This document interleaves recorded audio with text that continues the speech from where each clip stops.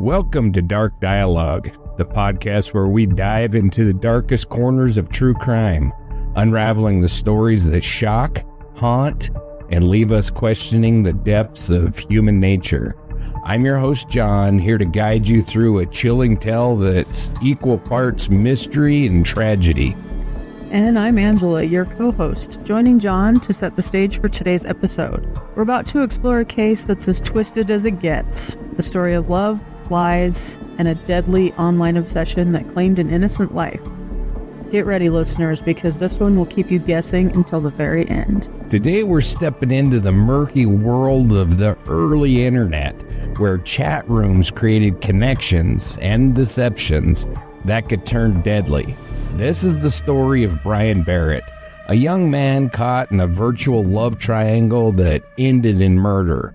Known as the Talhotblond case, its cautionary tale about the dangers of online anonymity stick with us because we're saving the biggest twists for the end of this one. You're going to want to prepare for today's episode, so get your headphones, coffee, whiskey, whatever suits you, and settle in for a deep dive into craziness. Trust me, guys, this one's going to blow your mind. So at the heart of this tragedy is Brian Barrett, a 22-year-old from Lockport, New York, a small, tight-knit town about 20 miles from Buffalo. Brian was a kind-hearted, athletic young man with an infectious smile, loved by his community for his dedication to coaching kids and his dream of becoming a teacher. Lockport, a quiet working-class town with a rich industrial history, was the kind of place where everyone knew each other, making Brian's senseless death even all the more shocking. Now, Angela, did you find us some details about the Lockport area? I'm going to have to say here that no, I did not. Okay. Because when I was looking into Brian, it said Clarence, New York, not Lockport. Okay, so that's actually where most of the events of this story would take place. That's Clarence. where he worked. Yeah. And so I can understand that. So that's where, so he's forgiving me. Okay. It's on record. He's forgiving me. So the main events that we're discussing of this case take place in Erie County, New York, and more specifically Clarence and Buffalo. So I'm going to touch on a few reference points I found interesting in both places. I want to take a moment, though, to say to our listeners that if there's anything specific you'd like to know about the locations that I don't usually include, or if there's anything you'd like me to cut, please feel free to comment. Although John's going to witness my tears, it will cause me some heartbreak if cutting the census comparison is high on that list. It's going to cause me some heartbreak, too. Okay, good. So I think it's obvious that when people think Buffalo, New York, they think the Buffalo Bills NFL team, where our University of Wyoming boy Josh Allen is a quarterback. Just flexing a little random sports knowledge that I happen to have in my brain. I think of snow. You think of snow? Yes. I do too, a little bit. Buffalo is also known for Buffalo Wings, NHL's Buffalo Sabres, and its proximity to Niagara Falls. The Visit Buffalo Niagara site simply states that Buffalo is, quote, fun, historical, delicious, outdoorsy, sports-loving, diverse, and creative. It's home to remarkable art, music, and architecture, end quote. I think I said architecture wrong, but we're going to go with it. Buffalo. I think you said it okay. I'm always adding syllables. You do that, yes. I do not think words have enough syllables. That's your thing. It's my thing, yes. We're going to make words longer than they need to be. Buffalo is the second largest city in New York and is located at the eastern end of Lake Erie, at the head of the Niagara River on the Canadian border. It is the second most populous city in New York State, and yes, that will lead me into the census reporting. Yay! 1,508 people in 1810 to the 2020 records reporting 278,349 Buffalonians. Yes, my friends, that is the Demon of Buffalo. So I think that's the biggest growth that we've seen, isn't it? Huge. I don't think Myrtle Beach was that much, was it? Yeah, I didn't think so. No. I don't think I've read anything in the 100,000s yet. Yeah, that's huge. Yeah. So I'm going to go back to, for those lifting an eyebrow at me, demonym is derived from ancient Greek, meaning people or tribe, and is a word that identifies a group of people, usually residents, in relation to a particular place. So that's why I said Buffalonians. And I just learned a new word. Yeah. Which one? Demonym or Buffalonians? Well, both actually. I am here to teach. I see this. You teach me all the things. I'm finally teaching you something.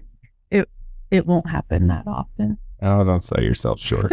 At the start of the 20th century, Buffalo was the world's leading grain port and a national flour milling hub.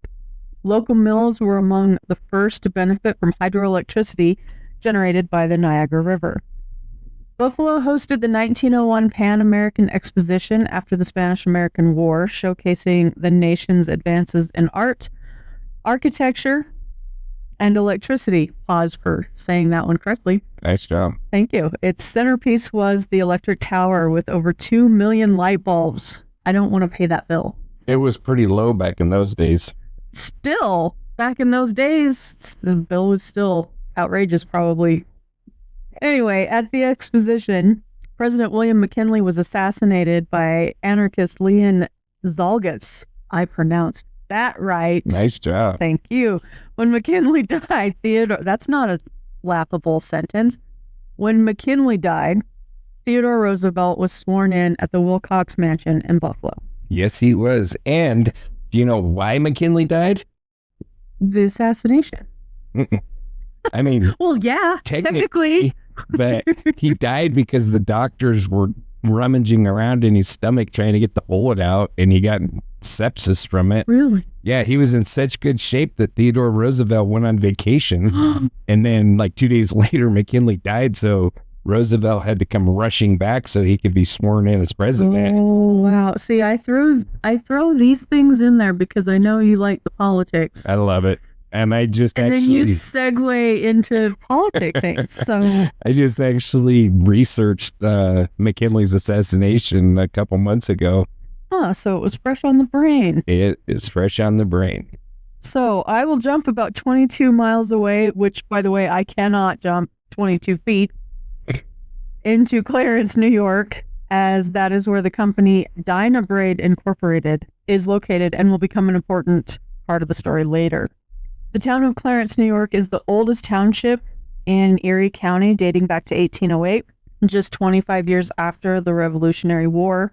At one time, the town was inhabited by Native Americans and was called, I hope I don't butcher this, Ta-Numna Gawa, or Gao. Anyway. I think that's pretty good. Pretty good? We'll get there. Which means place full of hickory bark. That's fitting. Right? Due to the vast forest surroundings. Subsequent name changes occurred, including Ransomville, Pine Grove, Ransom's Grove, and Clarence Hollow before it became known as Clarence. The town had an identity. A lot of towns did. Right? It's so interesting seeing how they came up with their names, how they changed their names multiple times. I mean, it was just a thing back then. And they vote on it, and then they go back. Anyway. Thermopolis went through that same thing. Really? Mm-hmm. I didn't know that. Yep. So originally a mainly agricultural area, today Clarence is a thriving suburban community considered the eastern gateway to the Metro Buffalo area.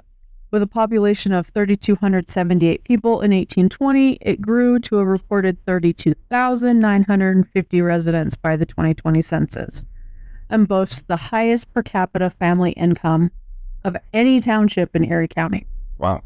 Right. With the discovery of a large deposit of gypsum on Roll Road, National Gypsum Company built a plant and began operations in June 1926. This was followed by Universal Atlas Cement Company, also on Roll Road. Roll Road was busy. Apparently so. And in later years, the Certainty plant on Krause Road. Apparently Roll Road said no. Or it was full. It was full. And that part may be only of interest to me because my dad worked in a wallboard plant for over 35 years. So I wanted to nod to him and throw that in there as soon as I saw gypsum. I was like, White oh, Tex? yeah. Well, no, it was Celotex. Oh, it was Celotex. And that's what I meant. And then it was BCP or BCB, and then it was Certainty when they closed. So when I saw that, I was like, yeah, I'm gonna flex a little bit and throw my dad in there. So another more recent-ish notoriety associated with Clarence is that on February 12th, 2009, Colgan Air Flight 3407 crashed. in Clarence Center around 10:17 p.m. Eastern Standard Time, killing 45 passengers, 4 crew members, and 1 victim in a home that was struck. I don't remember that, I guess. The memorial for Colgan Air Flight 3407 is beautiful, and it's located in Clarence City Center, New York on Long Street, near the site where the plane crashed. It's a place for remembrance and reflection, featuring a stone and wood bench, a large memorial stone with the names of the victims, and then there's a smaller memorial to the Wilinski home where the plane crashed. Today, however, we will go back to 2005, 2006, when Erie County experienced the very bizarre story that John will begin telling us right about now. Perfect. Thank you, Angela. You're welcome.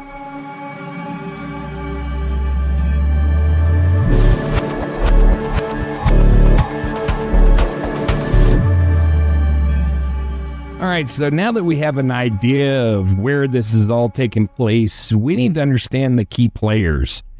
And it's interesting. So this story has a few characters that we'll be discussing, but we're going to start by meeting 3 central figures in this deadly triangle. So first, there's Brian Barrett, the victim that we mentioned before. Then we have Thomas Montgomery, a dumbass whose online lies spiraled completely out of control. And then finally, we have Jessie, or Talhotblond, as she was known online. Now, Jessie is an 18-year-old who's flirtatious. Flirtations? That is the word, isn't it? It is. Jessie is an 18-year-old whose flirtations fueled a fatal obsession.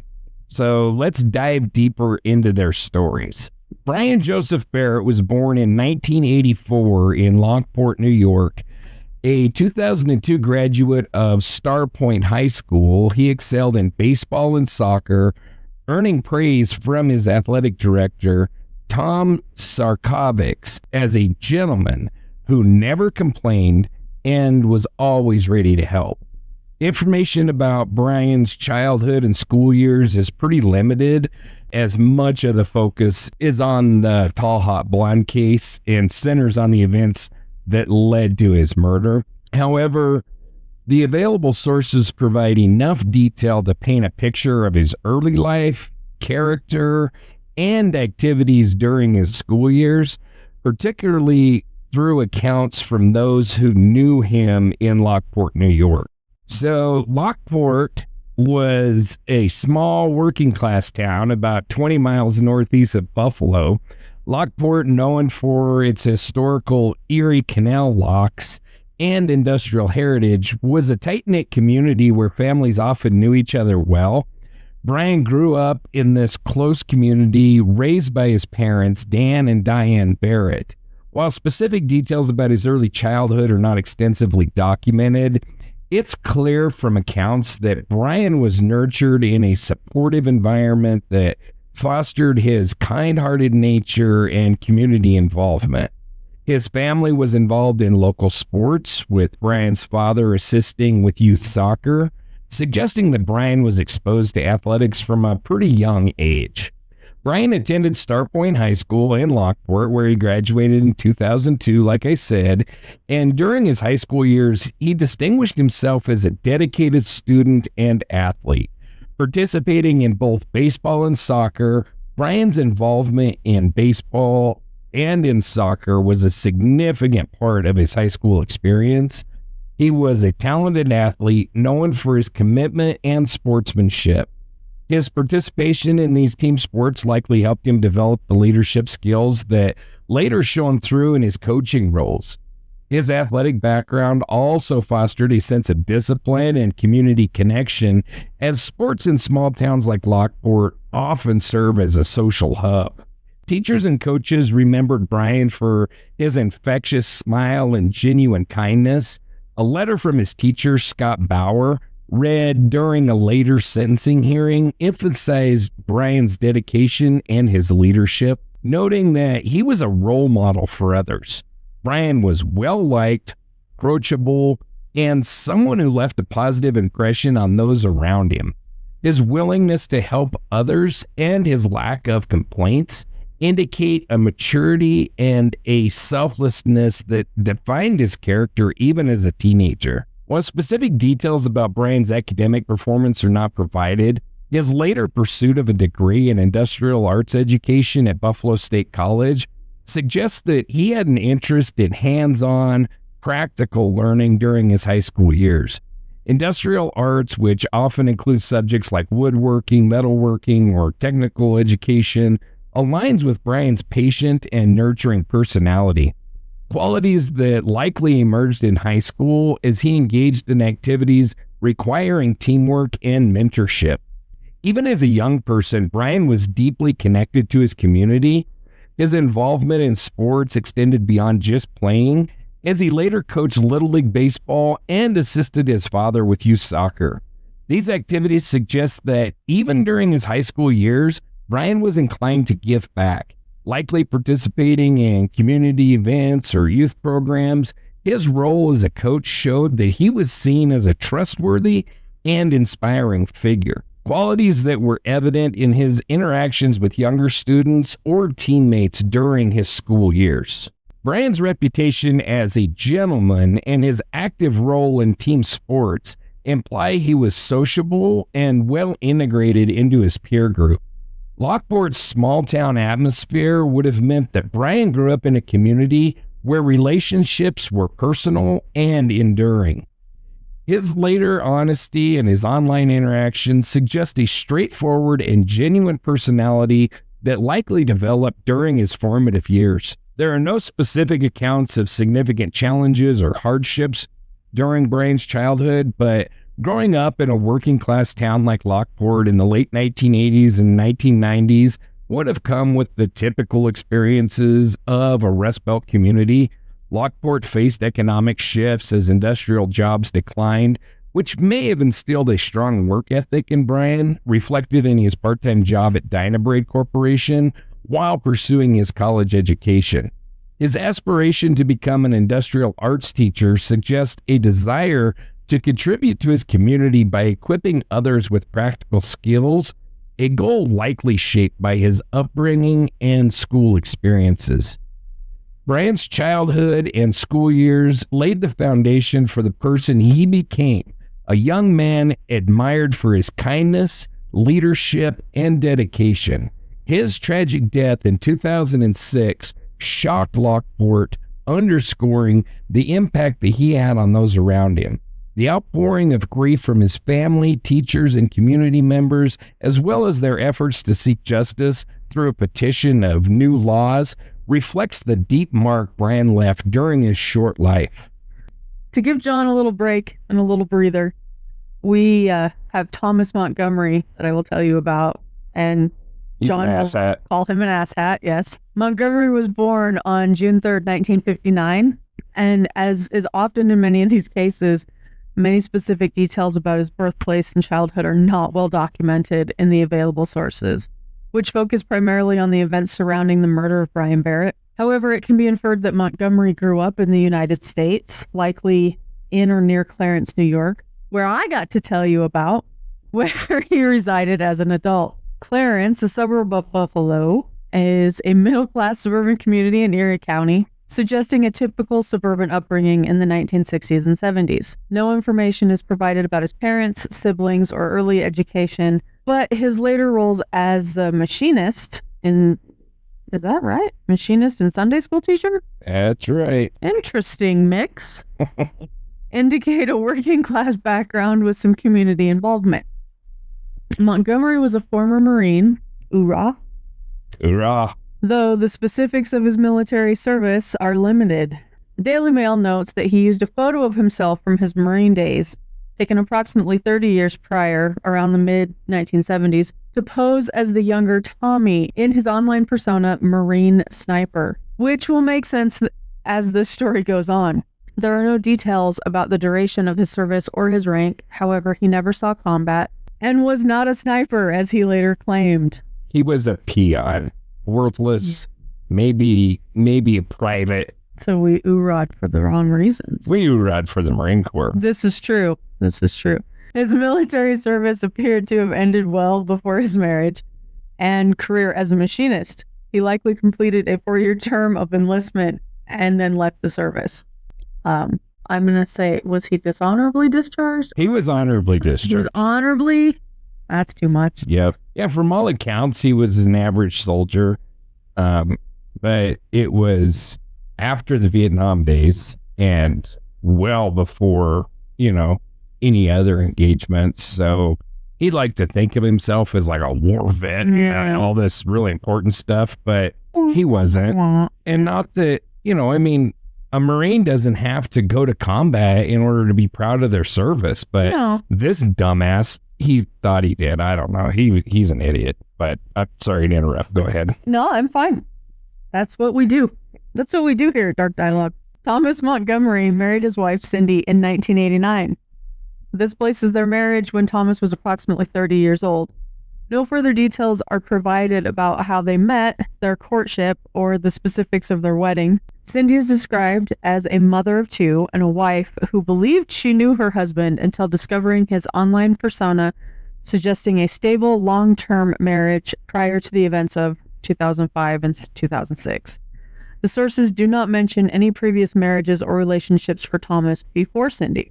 Thomas and Cindy Montgomery had 2 daughters together. Poor things. Yeah. Specific details, not for Cindy, but for Thomas. Specific details about their daughters' names, birth dates, or ages are not provided in the sources, out of respect for their privacy as minors or young adults at the time of the case. By 2006, when Thomas was 47, his daughters were likely teenagers, given the 17-year marriage to Cindy, 1989 to 2006. Sources do not elaborate on their roles or experiences, and out of respect, I didn't dig very far, or John didn't dig very far, because I always cite credit here. The events of the story and Thomas's actions and subsequent arrests likely had a significant impact on the family. Before Thomas Montgomery destroyed so many lives with his internet nonsense is a very nice word. Yeah. He led a seemingly conventional life in Clarence, New York. Here's what is known about his life up to that point. Why do I always Captain Kirk? I don't know. Always channel Captain Kirk. Thomas worked as a machinist at Dynabrade Corporation, a tool manufacturing plant in Clarence, New York. This job suggests a stable, blue-collar profession requiring technical skills, consistent with the industrial economy of the Buffalo area. He was employed at Dynabrade and had been in his role for some time before the events took place in this case. Montgomery was a Sunday school teacher. I'm still struggling with that. Yeah. A detail that underscores his outwardly respectable persona. Yes, the cape, the wool over the eyes. This role suggests he was involved in his local church community, likely presenting himself as a family man and moral figure. Where's that bullshit button? There we go. His decision to engage in flirtatious online messages as Marine sniper was initially tempered by concern about how it would look, given his position as a Sunday school teacher, but he ultimately succumbed to the temptation. Yeah, he did. By 2005, Montgomery's marriage to Cindy was described as fraying, and he felt his life was mundane. His fraying marriage was more on his side than on Cindy's, but she thought they had a happy life at this time. At age 46, Thomas was restless, seeking excitement to recapture the vitality of his youth. He was experiencing what is often called a classic midlife crisis. Did he buy a red car? No, he ended up becoming an asshat. Well, okay. The dissatisfaction likely stemmed from the routine of his long-term marriage and career, prompting him to create the Marine sniper persona to escape his reality. Yeah. Despite these tensions, there is no evidence of prior infidelity or significant marital issues being publicized before the online affair. Thomas lived with Cindy and their 2 daughters in Clarence, a suburban town known for its quiet, family-oriented environment. The family's home was where Cindy intercepted a package from Jesse, air quoted there, in early 2006, indicating they maintained a typical suburban household. So finally, we have Jesse Schuyler. The exact date of birth for Jesse is not explicitly stated in any of the provided sources. And for reasons that will become obvious later in the story, I didn't look very hard either. However, multiple sources indicate that she was approximately 18 years old in 2005, and that suggests that she was born around 1986 or 1987. Specific details about Jesse's childhood are scarce, as they focus on the criminal actions of the other players rather than on Jesse's early life. However, some insights can be gleaned. Jesse grew up in Oak Hill, West Virginia, a small town in Fayette County, as confirmed by sources noting her residence during the investigation. And Angela, I think you dug up some information on Oak Hill, didn't you? Yeah, that one I actually did. Okay, perfect. You want to hit us with that?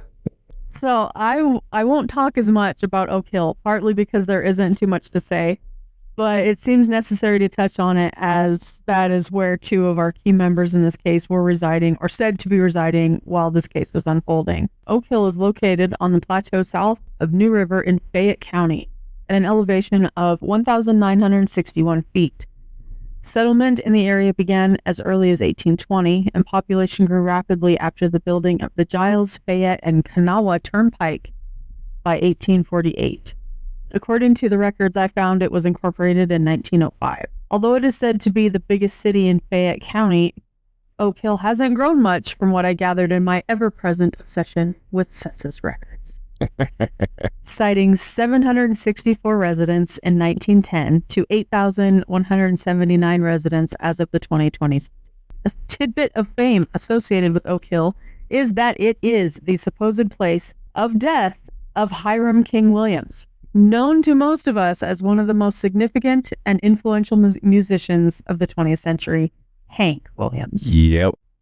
According to his driver, Charles Carr, which I found interesting that his driver's last name was Carr. How freaking perfect is that? They had stopped at a gas station in Oak Hill while they were on their way to a concert on January 1st, 1953, and Carr unfortunately found Williams dead in the back seat. What did he die of? They did not say, and I didn't dig. Morphine overdose. No. Yeah, he had all kinds of health problems, and he had terrible back pain. And so he went to the doctor and got a morphine injection, and then he stopped at multiple doctors along the way, because back in those days, you could just like swing into the doctor's office and be like, "Hey, doc, give me a shot of morphine." And he went too many times, and that's how he died. Self-medicating. Got it. Super young. I think, if memory serves me correctly, no. 7? I think he was 50s. Oh, God, no. No. He was in his late 20s or early 30s at the very most. Oh, no, it was in the 50s that it happened. Yeah. Okay. Well, on March 26, 2016, the city was honored with a historical marker to pay tribute to Williams' memory. So now that I've provided a glimpse into this town, John will segue us back into the case. Perfect. Thank you very much for that. Most welcome. Jesse was described as a softball-playing high school senior in 2005, indicating she was athletic and involved in extracurricular activities. Some sources also mention that she played basketball, suggesting she was active in multiple sports. Additionally, she worked as a lifeguard, likely during her teen years, and these activities paint a picture of an active, community-involved teenager. Jesse was described as breathtakingly beautiful. As a high school senior in 2005, Jesse was likely attending a local high school in Oak Hill, though the specific school is not named. Her involvement in sports and lifeguarding indicate that she was engaged in typical high school activities. By 2006-2007, after the case came to light, Jesse was attending college in Virginia, suggesting that she graduated from high school on time in 2005 or 2006. No specific information about her childhood experiences, such as friends, hobbies, beyond her sports or academic achievements, are provided. Jesse's family life before the events of the Talhotblond case is described in limited but significant detail, particularly in relation to her mother, Mary Schuyler, and their relationship. So Jesse lived with her mother, Mary, and her father, Tim, in Oak Hill. Mary has been portrayed as a seemingly, quote, perfect mother who was close to Jesse, spoiling her and participating in activities like getting nails done together and shopping for prom dresses. And this suggests that they had a close mother-daughter bond, at least outwardly, before the events of this case. So Mary Schuyler was 45 years old in 2006. She was born around 1961. She's characterized as middle-aged, overweight, and, quote, tragically bored. She is described as having a victim mentality and would often lie. Even as a child growing up, Mary would lie to get out of trouble, and her antics became a running joke within the family. Father Tim Schuyler, there's very little bit known about Tim beyond his role as Mary's husband and Jesse's father. No details about his occupation, personality, or relationship with Jesse are provided. I did see interviews with him, and he seems like just a super cool, down-to-earth, stand-up kind of guy that has no business being talked about on a podcast like this. Oh, man. You know, he was just a cool guy that went through a lot of crap. Wrong place, wrong time. Yep. Wrong Everything. So Jessie was the only child of the two, and therefore she has no siblings for us to talk about. And like we mentioned before the case, Jessie and Mary appeared to have a close relationship, with reports noting that they were, quote, a team and inseparable, engaging in typical mother-daughter activities like prom shopping for 2 dresses despite a tight family budget. And this suggests a financially modest but supportive household.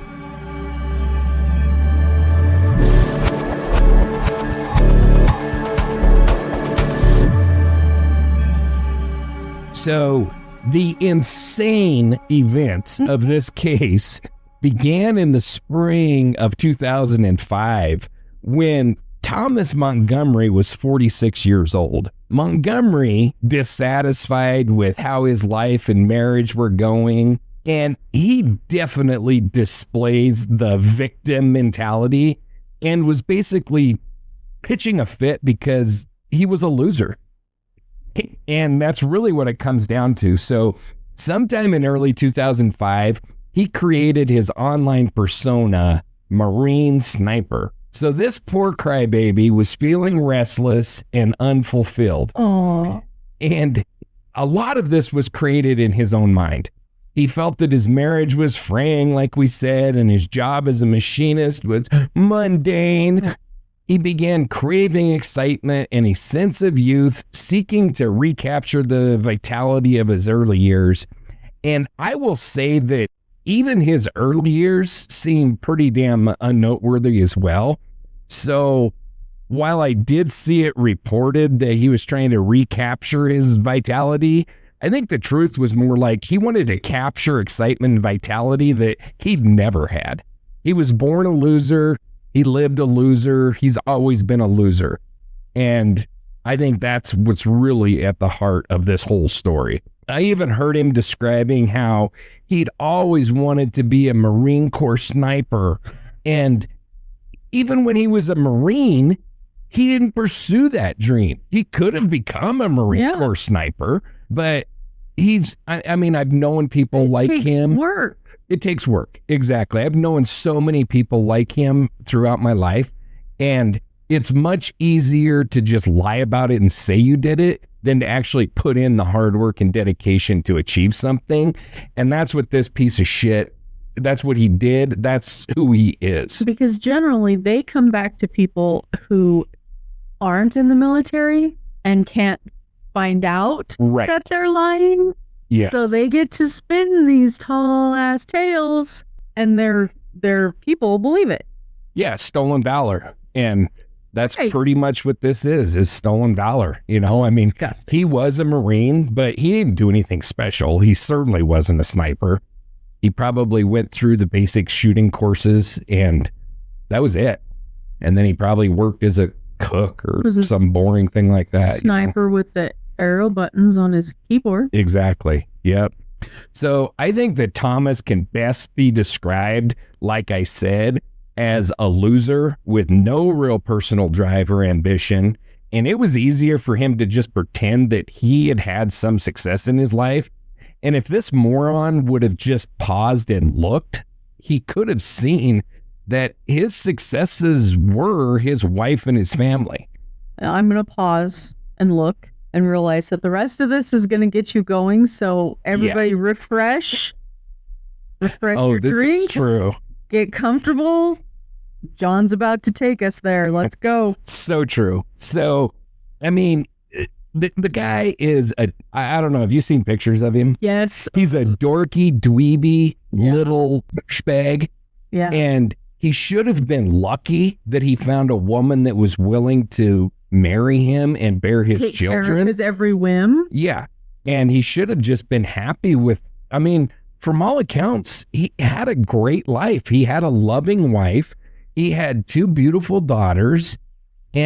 But he was just such an asshat that he just couldn't realize how lucky he was. Kind of losery entitled.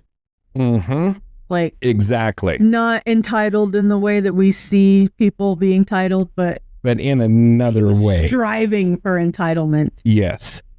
So whatever his insane motivation, Montgomery created the Marine sniper persona to reinvent himself as someone younger, more vibrant, and heroic. He chose the identity of, quote, Tommy, an 18-year-old Marine in basic training preparing for deployment to Iraq. And this alter ego allowed him to escape reality. You know, this also, I'm sorry, I'm interrupting you again. No, go ahead. This also lends itself to how, what's the word I'm looking for, lazy he is. Yes. That his persona, he can't even try to remember a snazzier name. It's just Tom. Right. Not offending any Tommies out there. No, but his name is Thomas. But his name is Thomas. So he was just too lazy to even create a better persona than that. Exactly. He's just an idiot. Anyway. So the alter ego that he created allowed him to escape reality. Through Tommy, he was able to escape from his perceived dull life, offering a fantasy where he could be admired and desired. By posing as a teenager, he could interact with younger individuals, particularly girls, in a way that aligned with his desire to feel young again. And as I've already said, Montgomery actually was a former Marine in the late 1970s. And so he used a photo of himself from his Marine Corps days to authenticate his persona. And he claimed that Tommy was a Marine Corps sniper, enhancing the persona's allure with tales of bravery. That photo still wasn't like something to chase after. No, I mean, he was not in my mind. He was a dweeby little dude. He really was. I'm not going to speak for all women, but I'm going to speak for a vast majority of them that no. Yeah. Okay, yeah, he was a dweeby little dude. That's just all there is to it. That's all I have to say. Montgomery created this new online persona on a platform called Pogo.com. So Pogo is still on the web as a gaming website. And so for our younger listeners, in the early days of the internet, chat rooms were huge. They were ancient dinosaurs. Yes, they were the thing. And chat rooms are online platforms where users can engage in real-time text-based conversation with others, often grouped by shared interests like games or demographics.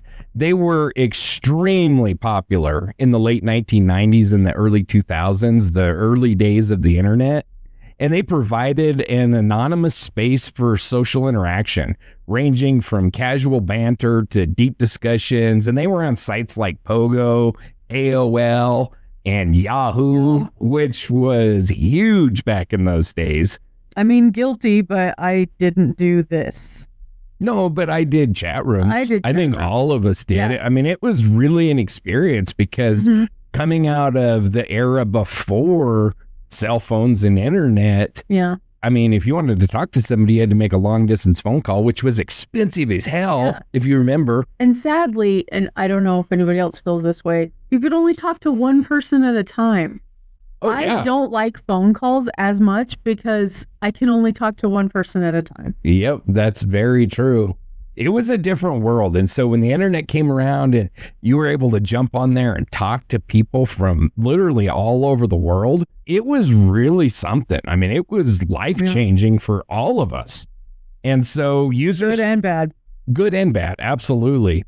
Users typically adopted screen names, allowing them to conceal their identities, which fostered both connection and deception. And in the context of this case, chat rooms on Pogo enabled Thomas Montgomery and Talhotblond to meet.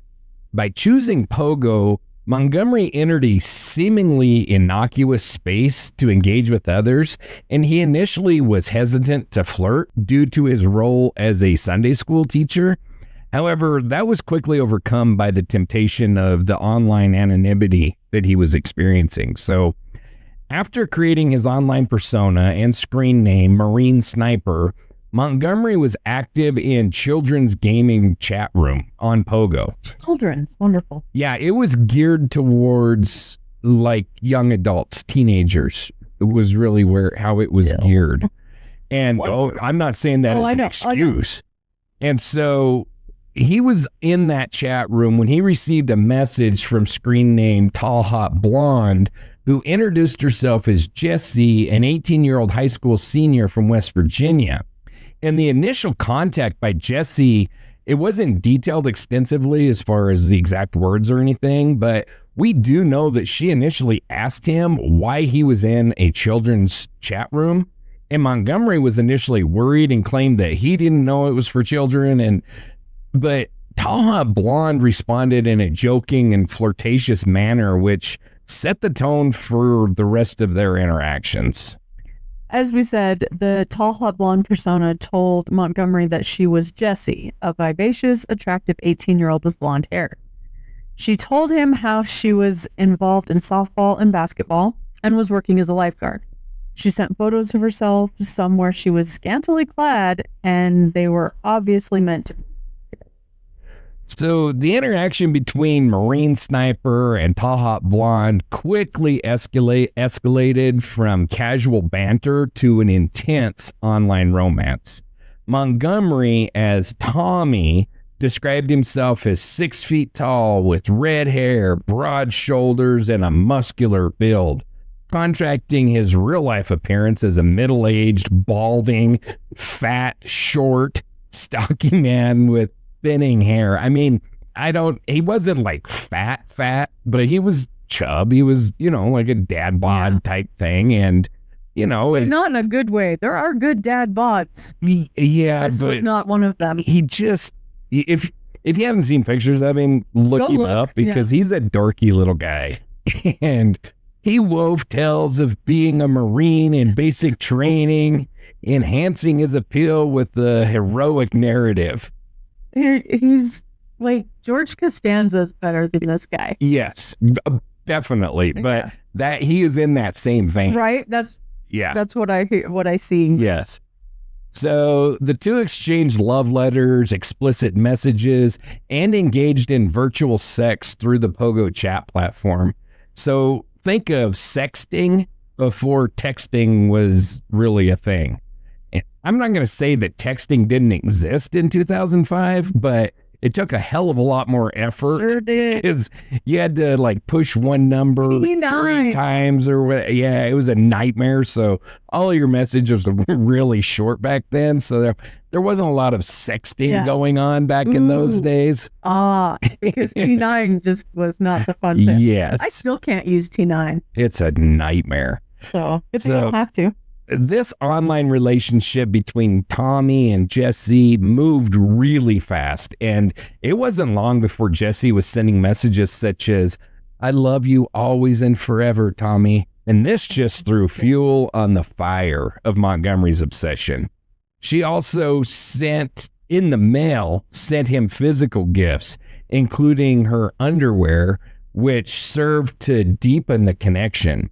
Tommy got around the whole address issue by introducing his father, Thomas. Yeah. And his dad then would act as the go-between to make sure that he was able to receive his gifts. And he explained this to her by saying that he couldn't share his address because of the sensitive nature of his assignment, with him being in Iraq by this point. 007.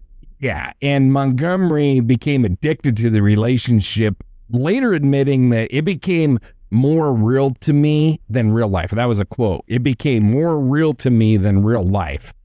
And so I didn't include it in the script, but in a documentary I watched about this case, Tommy would be like out on patrol in Iraq and somehow messaging her through his chat rooms and stuff. I mean, it was insane. I had friends over there. You didn't hear from them for no, they were packing computers around. I mean, they're not taking over villages in Iraq and, getting setting on up their chat Pogo rooms. accounts. Yeah. So, but by early 2006, Montgomery's relationship with Jesse had intensified, involving love letters, explicit messages, frequent virtual sex, and physical gifts, like we said, her underwear. And this stuff was being sent to his home. The depth of the virtual romance, which he describes as, quote, like a drug, likely created psychological strains on this already psychological dysfunctional creep. And maintaining the Tommy persona and claiming to be an 18-year-old Marine sniper in basic training or now deployed to Iraq required him to constantly be fabricating, especially as Jesse pressed for details and photos.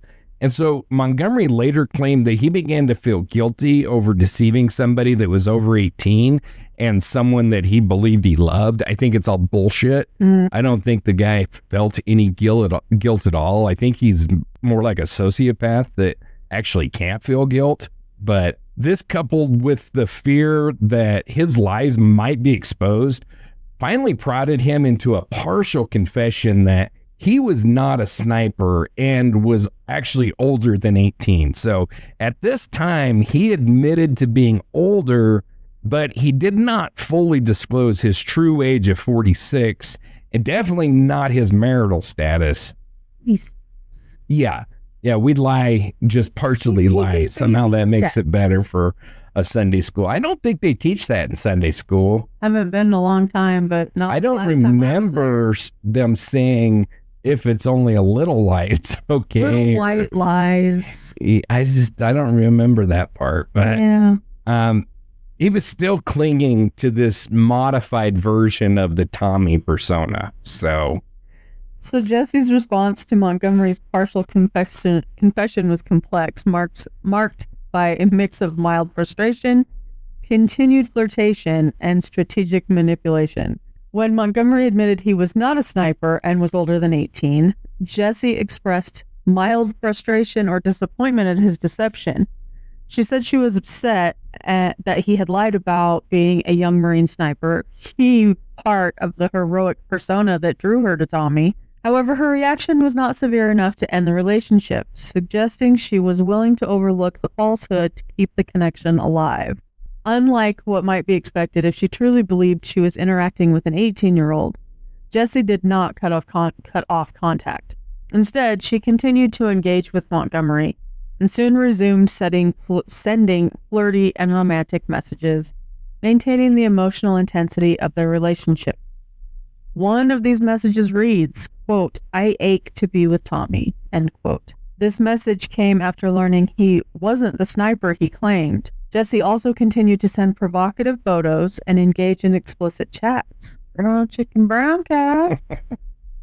Her willingness to deepen the relationship, despite his confession, indicates a strategic choice to maintain control over Montgomery, possibly enjoying the power dynamics of their interaction. It also shows how disconnected from reality Montgomery was. So, following his partial confession, Montgomery's obsession deepened even more. It's hard to believe that was even possible, but it did. So, I'm saying brown chicken, brown cat. Yeah. So this I had to get that in there somewhere. Absolutely. Right? This is evidenced by a note that he wrote to himself on January 2nd. Himself? Yes. January 2nd, 2006. So this nutball wrote, Tom Montgomery, 46 years old, ceases to exist and is replaced by an 18-year-old battle-scarred Marine. He is moving to West Virginia to be with the love of his life. And this note was later found by investigators, and it reveals his delusion that he could abandon his real life for Jesse, his increased time spent online on the family computer, and the physical gifts arriving at their home created a huge risk of exposure. And again, for the younger people that are listening, this was common back then. Like, computers were freaking expensive when they first came out. A lot of people saved up and bought a one family computer, usually located centrally in the house, and everybody shared that computer back then. And the familiar noise when it was... Oh, yeah, when it was connecting, because it was all dial-up. So that would have been, his case. So his wife and his daughters would have been using the same computer that he was using. Ballsy dude. Yeah. And Montgomery kept a secret stash of love letters and photos from Jesse, which he hid from his wife, Cindy. These items, along with the packages sent to their shared address, made it increasingly difficult to conceal the affair. So in early 2006, likely January or February, Cindy Montgomery finally discovered her husband's online affair. And this discovery was triggered when she intercepted a package sent by Jesse to their home in Clarence. The intercepted package contained intimate items such as underwear, provocative photos, and love letters. The exact contents vary slightly across sources, but based on what she had already sent him, we can pretty well guess what was included. And this package, addressed to Thomas, was a tangible sign of his infidelity, prompting Cindy to investigate further. Upon finding that package, Cindy then discovered Montgomery's hidden stash of love letters, photos, and other correspondence from Jesse. These items revealed the depth of his online relationship, including explicit messages and declarations of love. These were all evidence of the affair's intensity, which shattered her perception of her husband as a faithful family man. And keep in mind what I said earlier, that the friction and the problems in their marriage really seemed like they were all in Nutbag's head. Mm-hmm. And so she wasn't at the same place that he was. She thought they had a happy marriage in this. And so when she discovered this, it had to have been like earth shattering, for her. So Cindy was obviously devastated and furious upon learning that Thomas, her husband of 17 years, was posing as an 18-year-old Marine to engage in a romantic and sexual relationship with a freaking 18-year-old girl. Right. Her shock was compounded by the fact that the affair involved the family home, because the gifts were sent to their address. Right. So determined to put an end to the affair and to protect her family, Cindy wrote a letter to Jesse's address in Oak Hill, West Virginia in early 2006. The letter was accompanied by a family photo showing dweeby little Thomas in his stupid little glasses, Cindy and their two daughters, providing undeniable proof that he was the dweeby little shit that he was. Give the tiny gigglings, folks. And so the letter, quoted by the Daily Mail and referenced across multiple sources, was direct and revealing. So it says, quote, "Let me introduce you to these people. The man in the center is Tom, my husband since 1989. He is 46 years old. Do not trust words on a computer. Let this go. You will only be hurt by a man who has mastered the art of manipulation and lies." End quote. So obviously that's just a portion of the letter. It was quite a bit longer, but the letter explicitly disclosed Thomas's true age of 46, his marital status, his role as a father, his dweeby little looks, his stupid little glasses, and it urged Jesse to end contact and warned her of his deceptive nature. Which shows us that Cindy has some balls too. She has balls, and she has a real motherly instinct to try to protect this 18-year-old from a 46-year-old predator. I'm sorry if I forgot, did we say how old his daughters were? Or were they around?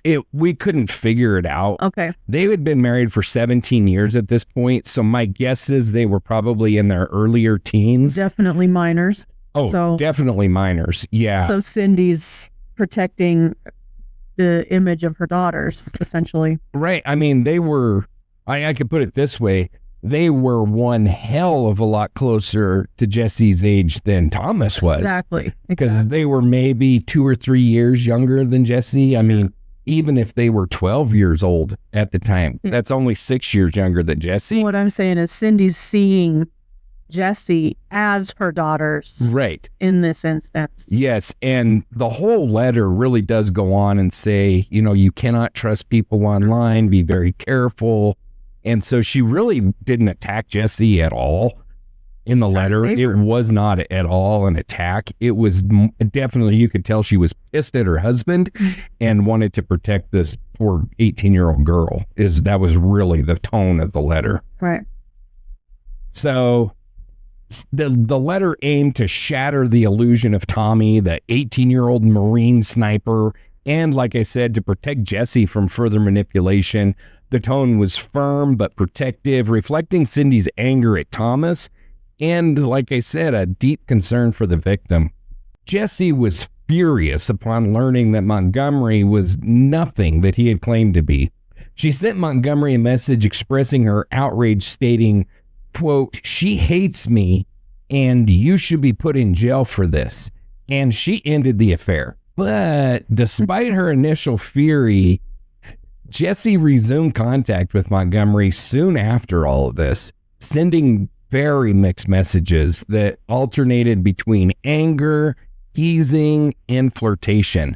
Messages like, quote, Tom, ...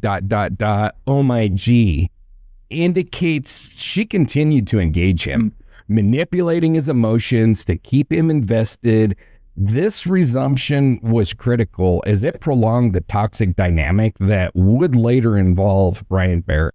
The exposure humiliated Montgomery because he's already a dweeby little dude, and he cooked all of this crap up in his mind, and now it's all coming shattering down. I mean, he was to the point, I read some of that letter he wrote to himself.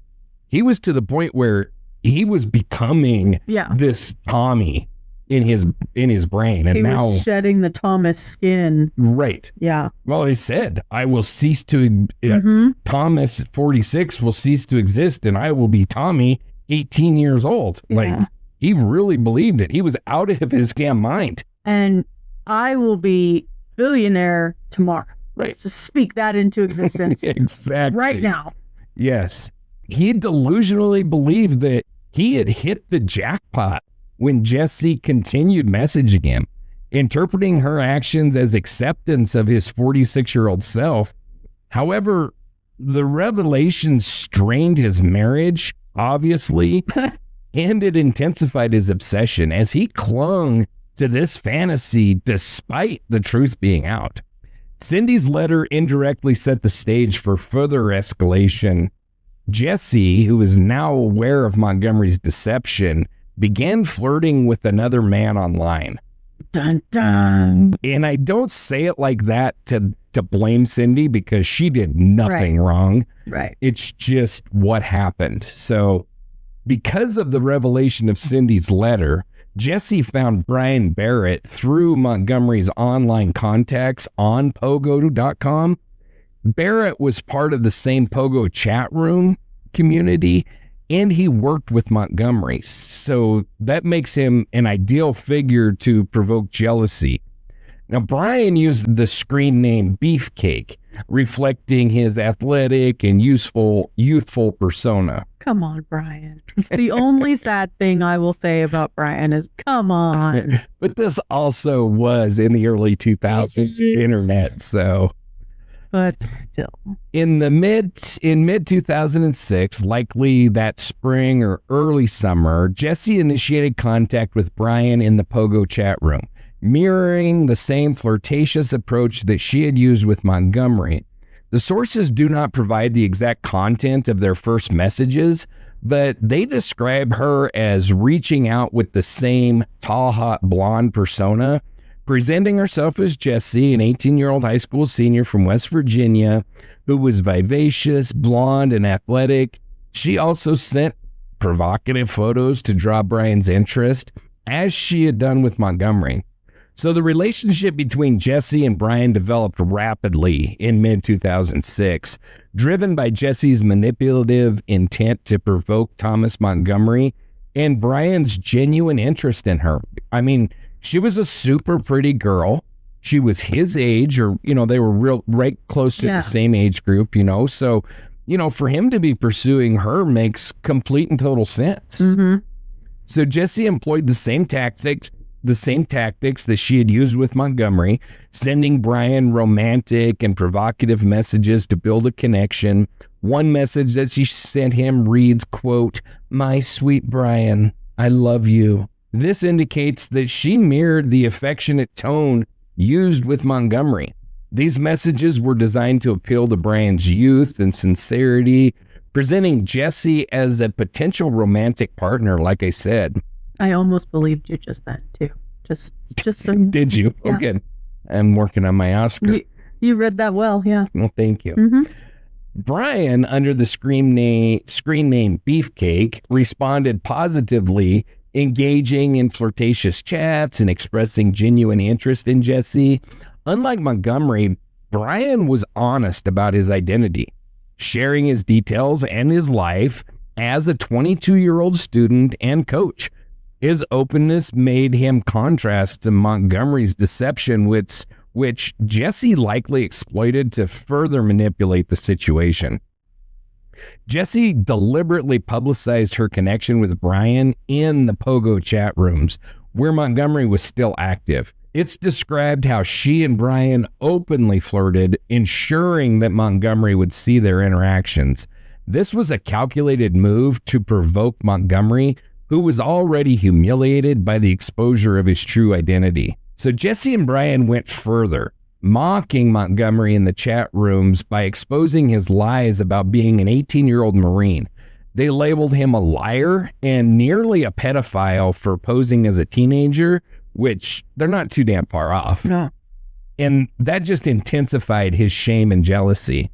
This public humiliation was a turning point as it fueled Montgomery's obsession and rage. Brian, unaware of the full stakes, began bragging about his online relationship with Jesse at Dynabrade Corporation, where he and Montgomery worked. It was later reported that Brian made crude comments, such as joking about popping her cherry or planning to meet Jesse in person.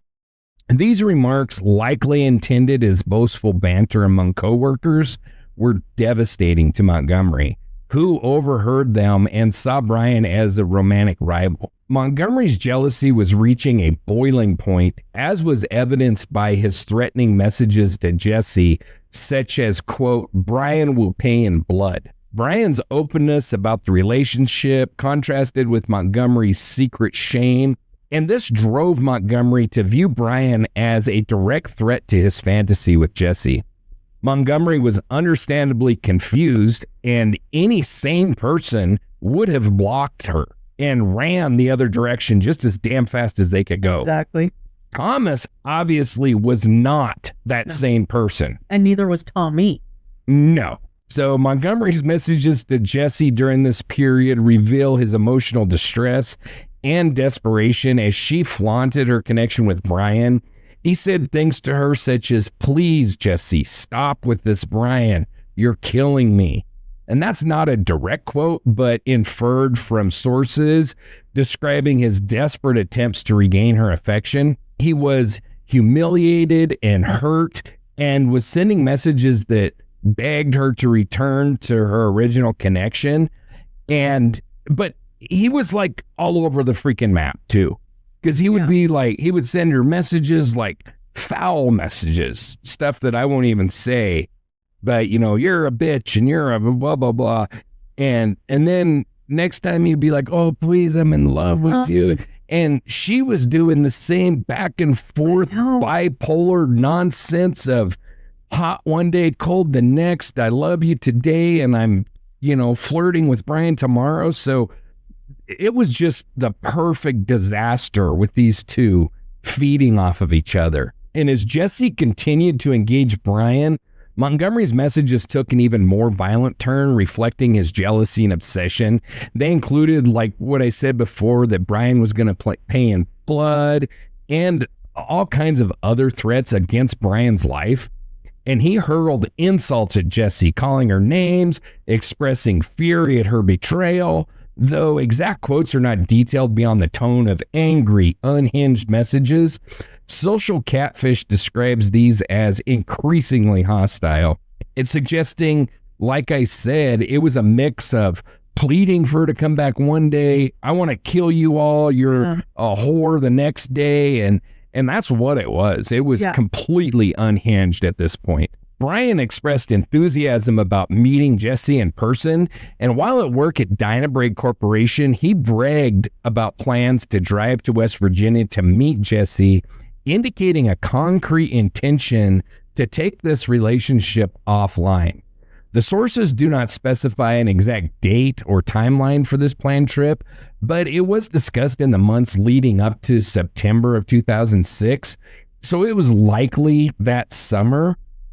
And at least from Brian's perspective, it was most certainly going to occur in the immediate future. This wasn't a one day I'm going to get there type of comment or type of thought for him. It was very much I'm going to go to West Virginia and see her. I mean, it's not that long of a drive. It's not that far. And so it's, a 22-year-old who's working, has a car and stuff. It's well within, it's not like he has to get on a plane and fly around the world, Yeah. She's just a little bit south of him. So tank of gas, some tunes. Right. Golden. Yep. There was no specific itinerary that I could find provided in the sources. I don't think that they had ever set a certain date or anything, but from Brian, like I said, Brian's perspective, it was clear that this was going to happen. And his comments at work suggest that he was serious about the trip. This plan was encouraged by Jesse's flirtatious messages, such as, "My sweet Brian, I love you," which fueled his belief in a romantic future with her. I was limited in finding any direct quotes from Jesse and Montgomery's exchanges during this period, as much of the communication is just summarized like I have done. But some key messages explicitly quoted or closely paraphrased are as follows. And Angela, do you want to read those? I don't know if I'll win an Oscar. That's all right. "She hates me. You should be put in jail for this," sent after Cindy's letter. This reflects Jesse's initial anger at Montgomery's deception, though she resumed contact soon after. The second one, "I know Tom, OMG." A teasing or manipulative message sent during their continued private chats, keeping Montgomery emotionally invested. And the final one, "I ache to be with Tommy." An earlier message, but reflective of the flirtatious tone Jesse maintained, string Montgomery along even as she pursued Brian. And then from Montgomery to Jesse are quotes like, I've already quoted this one multiple times, but that is that Brian will pay in blood. And that is a direct threat sent in response to Jesse's relationship with Brian, highlighting Montgomery's violent jealousy. And then in the paraphrase, please, sources describe Montgomery begging Jesse to stop her relationship with Brian, with implied messages like, please, Jesse, stop this. You're hurting me. Not direct quotes, but inferred from his desperate tone. So as time went on, Montgomery's messages to Jesse, like I said, grew increasingly unhinged. During the period when Brian was planning his trip, Jesse intensified her public taunting of Montgomery in the Pogo chat rooms, flaunting her connection with Brian. She also continued to cultivate her relationship with Brian, sending romantic messages to encourage his affection and plans to meet him.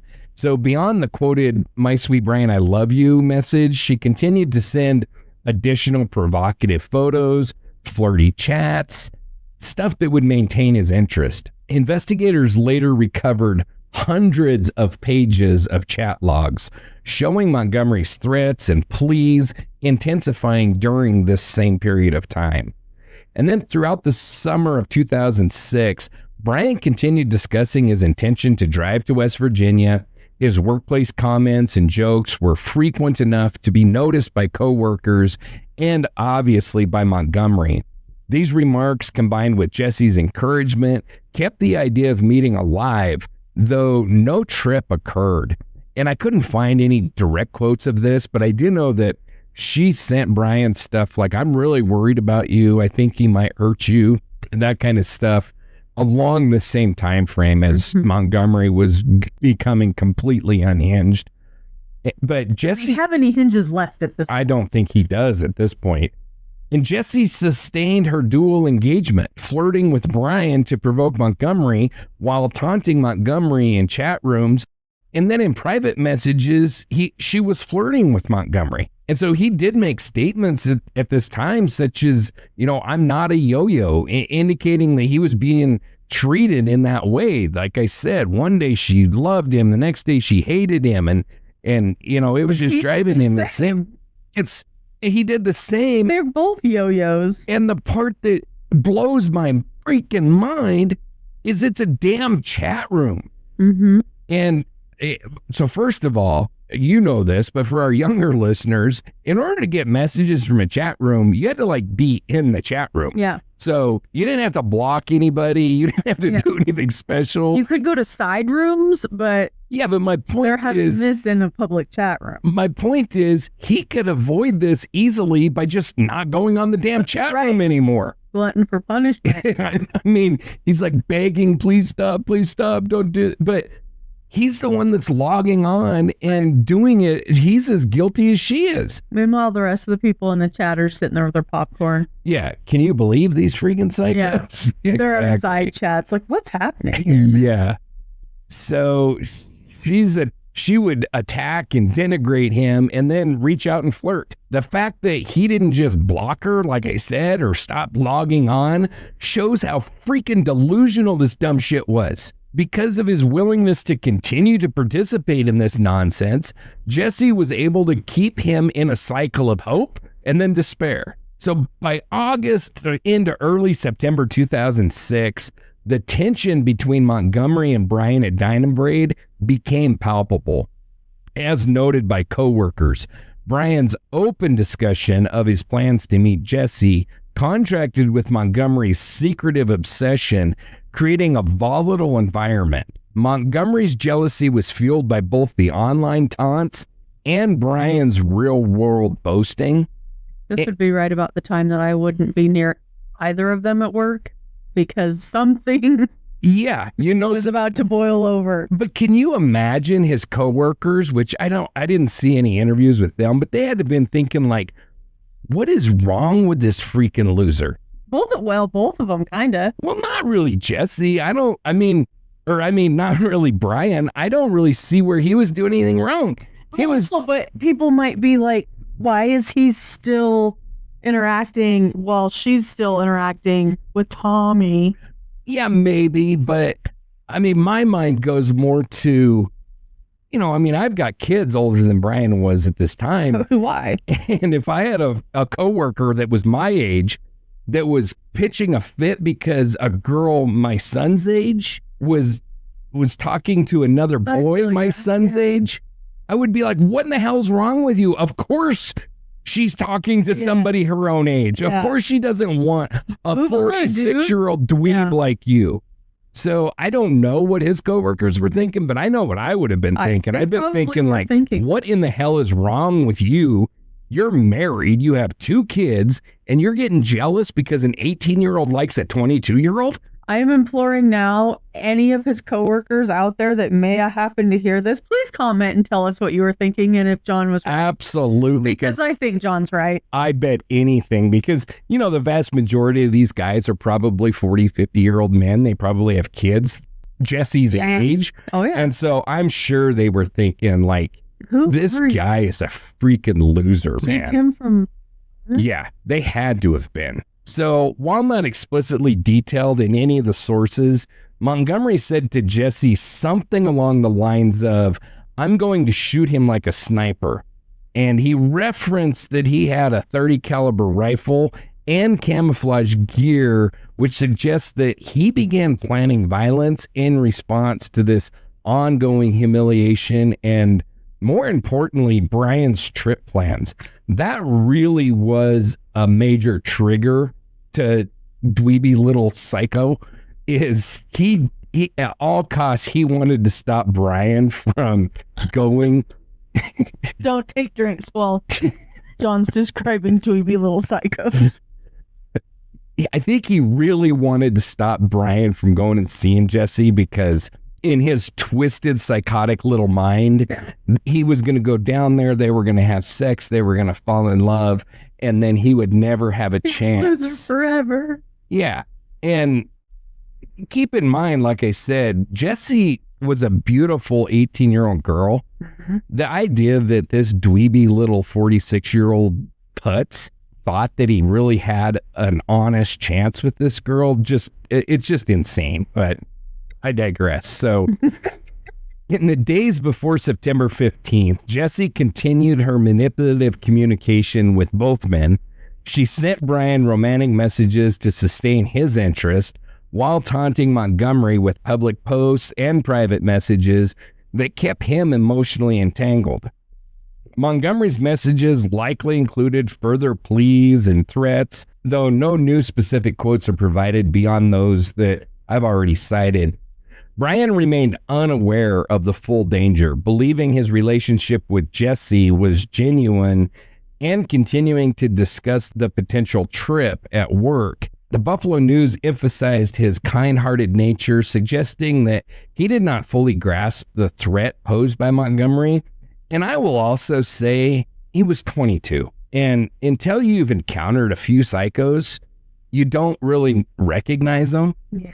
You know, and as a 22-year-old kid, I mean, he probably just didn't recognize the danger signs because he'd never been exposed to that kind of psychosis before, you know? So he's not unhinged, so he doesn't think, right, this guy will actually do anything. They're invincible. They think they're invincible. They think they're invincible. I mean, this guy is married. He has kids. Yeah.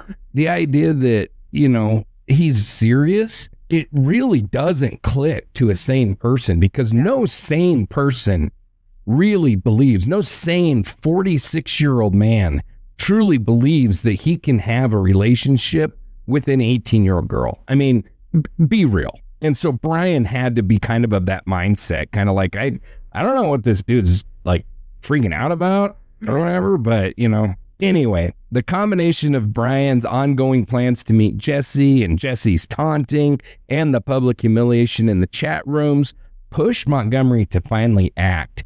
His messages and threatening tone during this time reflect a culmination of his rage and his obsession. So on September 15th, 2006, Brian Barrett was working his shift at Dynabrake Corporation, which would end at 10 p.m. Brian was working a standard shift, likely in the factory's production area, consistent with his role alongside Thomas Montgomery. No sources specified the exact start time of his shift, but it was likely an evening or a second shift, common for part-time workers, especially in that area and in factories and stuff like that. And it was set to end, swing shift.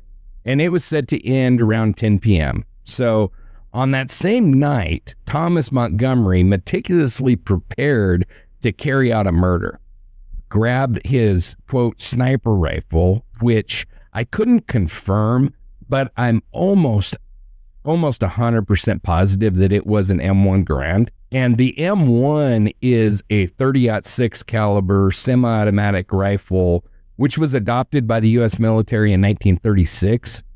And it was its standard issue service rifle back then. So it served prominently through World War II and the Korean War. So, you know, when you think of soldiers out there now carrying an M16, back then, all of them were carrying an M1. It was just the standard issue rifle that all of them got. So it was designed by John Garand, and it featured an 8-round clip, a gas-operated action, and a distinctive ping when the clip ejected after firing. So once you've spent your clip, you get that ping, because a lot of people refer to magazines as clips. They're not.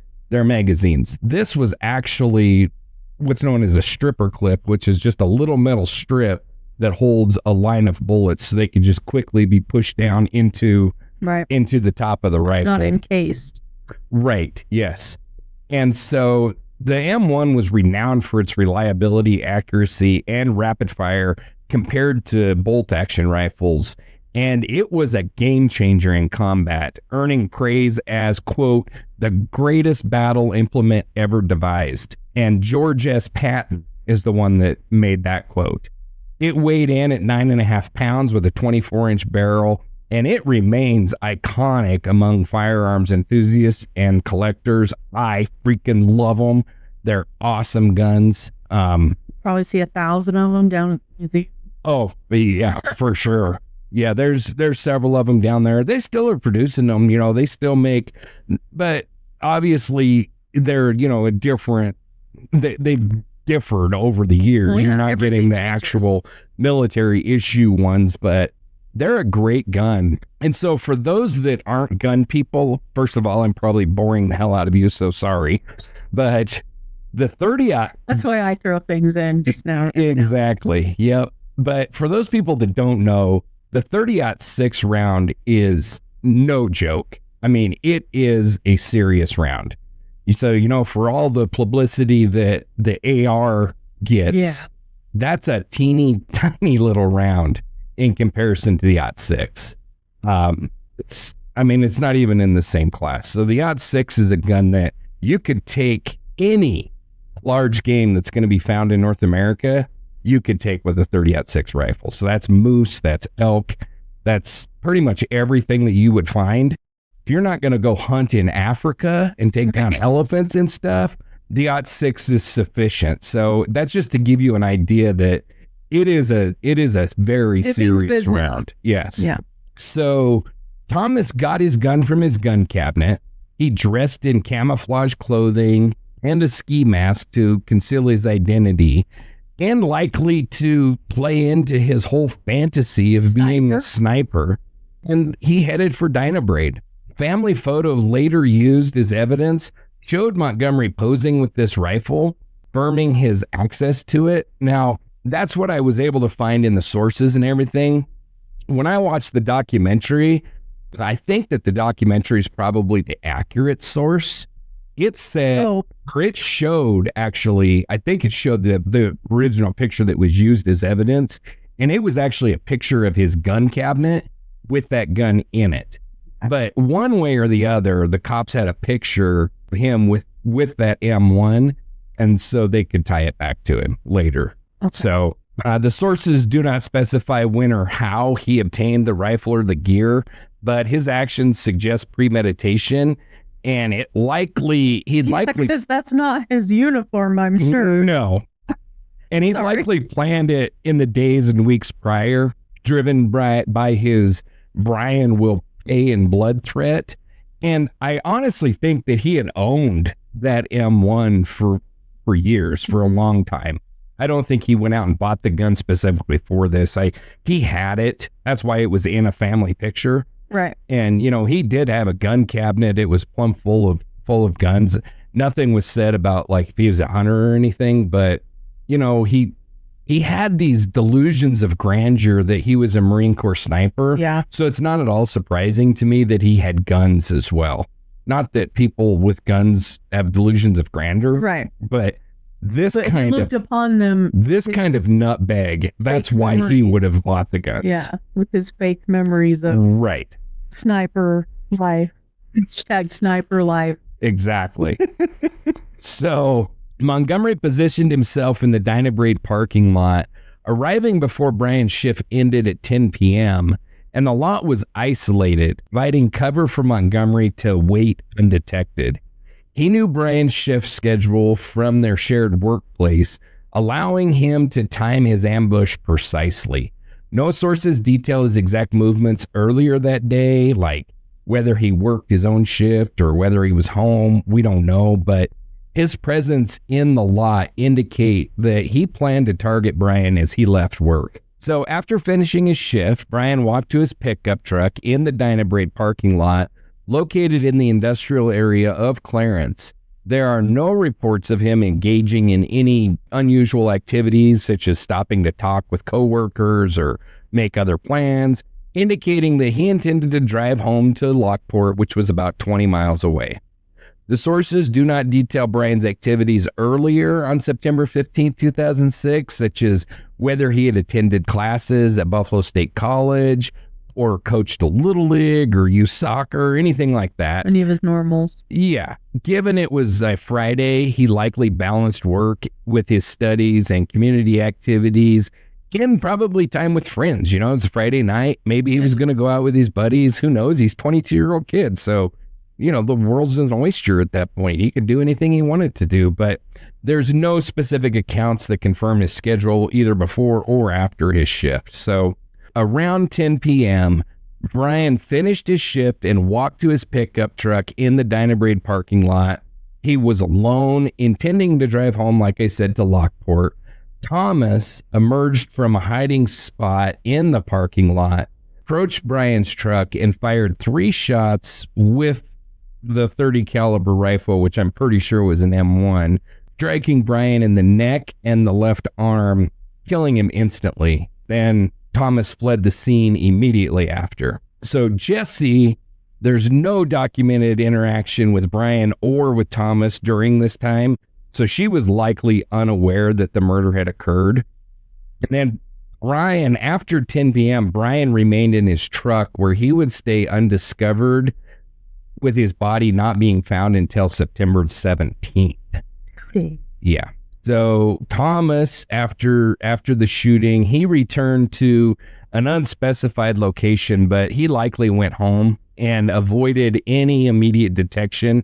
No sources detail his actions post-murder, but he did not confess. You know, it's not like he went to the police station to confess, and he didn't flee Clarence area. He fled the parking lot and went home, I'm sure. Right. But he didn't like take off for Canada or Mexico or anything like that. Right.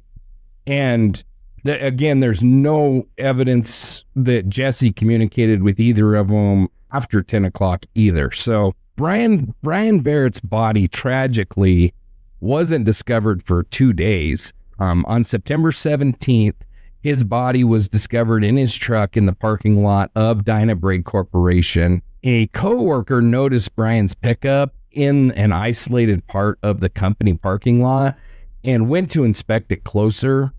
He discovered the body of Brian laying inside, and that he had been shot 3 times at close range in the neck and in the left arm.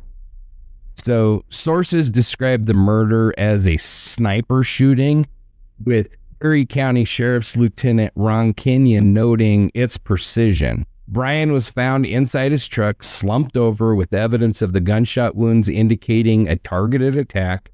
The isolated nature of the lot meant the body went unnoticed for 2 days.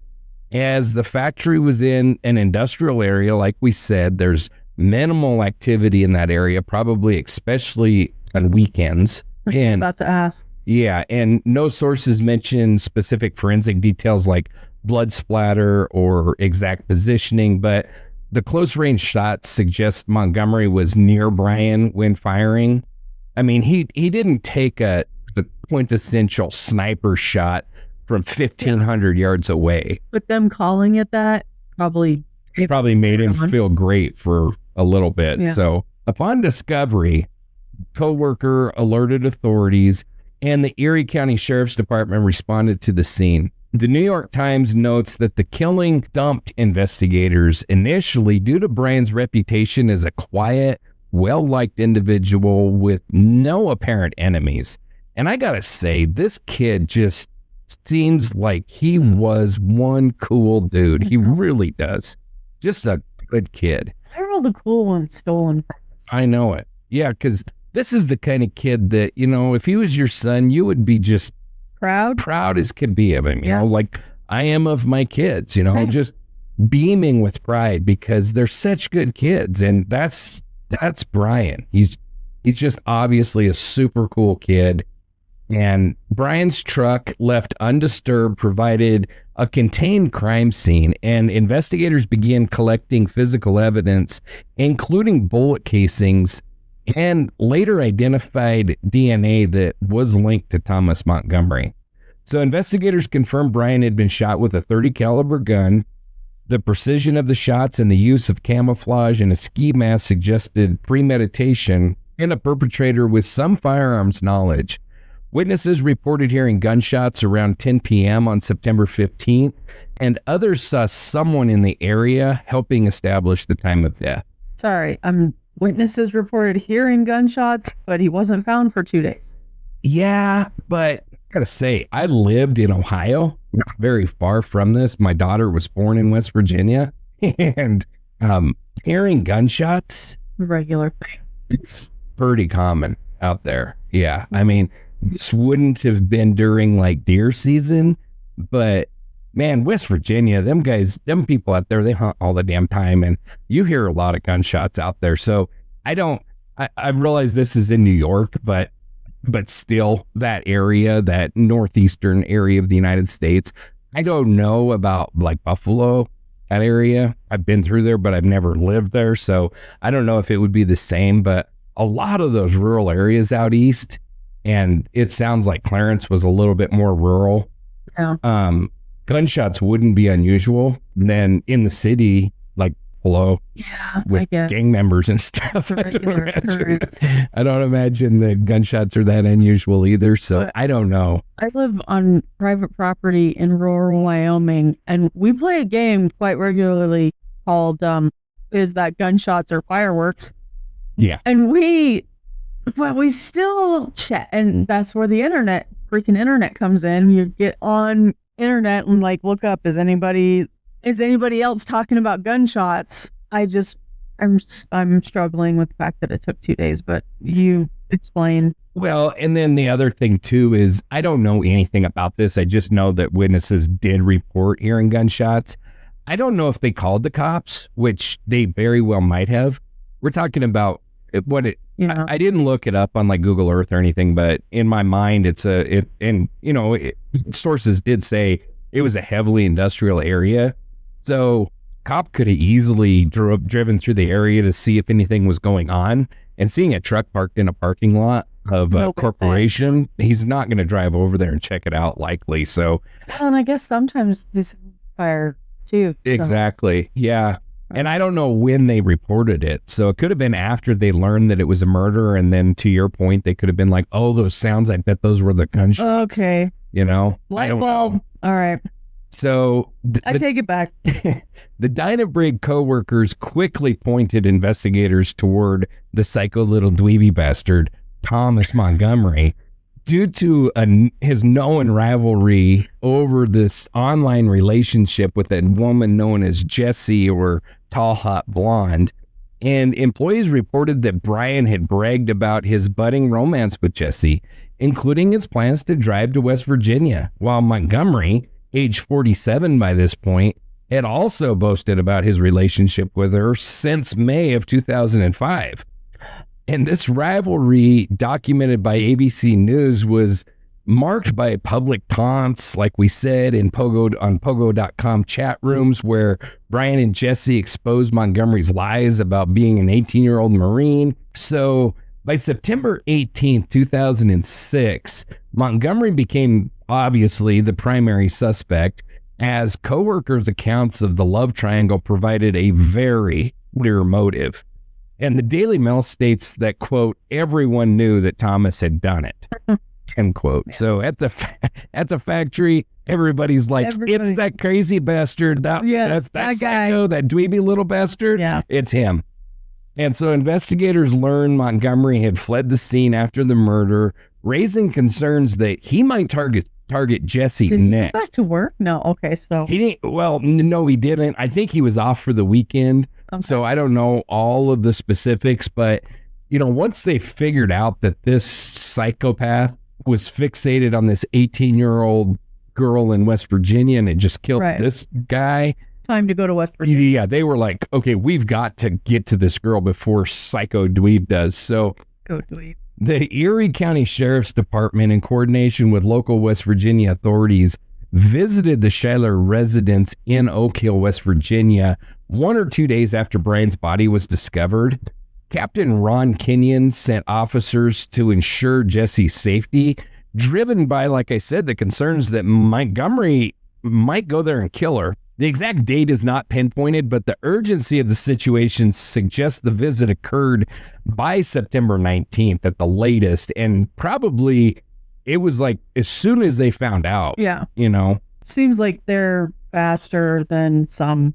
Yeah, they really responded quickly. Yeah. So when officers arrived at the Schuyler home, Mary, age 45, answered the door. The Block Island Times and the Daily Beast describe her as initially evasive when asked about Jesse or Talhotblond. Police expected to meet a young, pretty teenage girl, making Mary's appearance as a middle-aged fat toad a surprising twist. So officers questioned Mary about her connection to the online persona Talhotblond, referencing the chat logs, the photos, the packages sent to Montgomery and Clarence, New York. And they presented evidence of her communication with Montgomery and with Brian, including romantic messages and provocative images, which were chased to that address. The presence of Jesse, who matched the photos sent as Talhotblond, likely prompted some direct questions. Now, some sources say that Jesse was there. She wasn't. Jesse was not there when the cops showed up. It was just Mary, but there was pictures of Jesse obviously around the house. It was her house. And so the cops were like, it's the girl in this picture, you know? She lives here. And so police had concrete evidence linking the Schuyler address to the Talhotblond persona, including the physical packages with underwear and photos and letters that were sent to Montgomery, and they had the chat logs from Pogo.com. The New York Times notes that investigators had already begun searching computers, making it clear that Mary's online activities were very traceable. And this evidence left her little room to deny her involvement. So the pictures of Jesse during the visit was a critical factor, as officers could see that the real pictures of a real person were used, contradicting the online persona. So Mary couldn't sustain the lie when faced with questions about her daughter's supposed communications. She was hemming and hawing before she finally broke down. The realization that her actions had contributed to a murder, combined with police's direct questioning, likely overwhelmed her, and it was noted that she wailed as she confessed, suggesting maybe a mix of guilt, but I think probably it was more fear and, I don't know, maybe some relief that she had been caught. But this, as you'll see, this is her personality. This is what she does. So the police focus on ensuring Jesse's safety, and their suspicion that Montgomery might target her added urgency to the interview, which also pressured Mary to clarify the situation more quickly than she may have otherwise. So Captain Kenyon's directive to find Jesse alive, as was reported at ABC News, underscores the high stakes. So Mary, like I said, broke down in tears, and she confessed that she, the fat, short little toad woman, was Talhotblond, and it was not her 18-year-old daughter.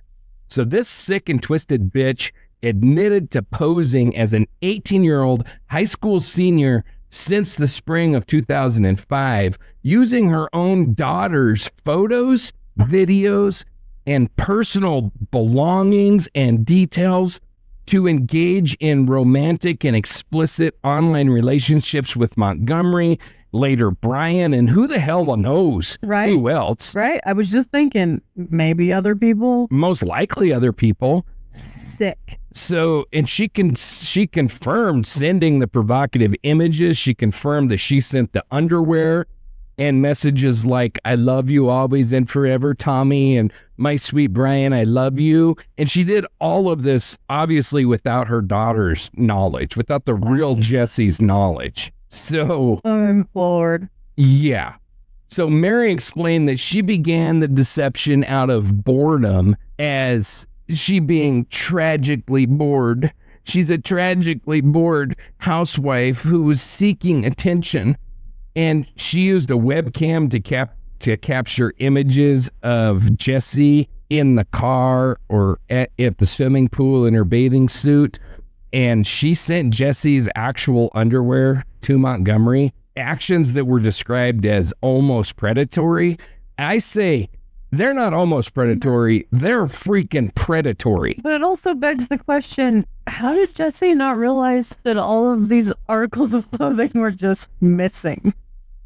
I don't know, but how many pairs of underwear do you have to own and I don't not notice that they're disappearing? I don't know like how many she had, but I do know, yeah, I mean, you know, Mary, from all accounts, was a housewife, although honestly, I think she sat on her fat ass almost all the time. Right. But she likely was the one that was doing the laundry and stuff. And so it's probably easily explainable that, you know, hey, Mom, I'm missing underwear. And she was probably like, oh, laundry. Oh, it's in the laundry. Or she could have easily said, oh, yeah, well, when I washed it, I saw they had a hole in them. So I tossed them. And here, I bought you a new package of underwear or whatever, you know. So it probably was very explainable as the mother, just to be like, you know, I just thought you needed some new ones or, you know, whatever. Right. I get it now. So, but I would say that her actions were most definitely predatory. They're absolutely disgusting. I mean, I can't imagine a parent doing this. To me, this is right up there with like pedophiles. Yeah. You know? Well, and those pictures are online forever. Forever. And like quoting The Sandlot, forever. Right. And unfortunately, and I say that, you know, kind of unfortunately, it's kind of a blessing and a curse that, first of all, Jessie was 18, so she was probably at a better emotional place to deal with this than she would have been if she was younger. Yeah. But unfortunately, she was 18, which made her an adult. And so they couldn't get this sick bitch on like child pornography or something like that. But what about slander and libel? They tried everything. Are we getting to that? 9%? We're getting to it, yes. I knew I would at least once. So her poor daughter, the real Jessie, had absolutely no clue that this was going on. And Mary's confession clarified that her daughter was an unwitting victim. Mary's confession was tearful and dramatic, with her, quote, breaking down as she revealed the truth. But in that show, I told you, they interviewed her husband. Like I said, he seemed like a really cool guy. And he said, this is her MO. This is what she did, to the point that there was a running joke in her family, because this is just what she did. She would play the victim, cry, and put on a big show. How is he still with her? How did he not just bail? Like, you know, I don't know for sure, but it's probably he didn't say this, but you know, it was probably his daughter was, you know, get her graduated and stuff like that. And I mean, I don't know. There's a lot of reasons that go into that, you know, and maybe because he had dealt with that his whole marriage, obviously, because she did that at home. So he probably just ignored her. It probably kept her out of his hair. Yeah.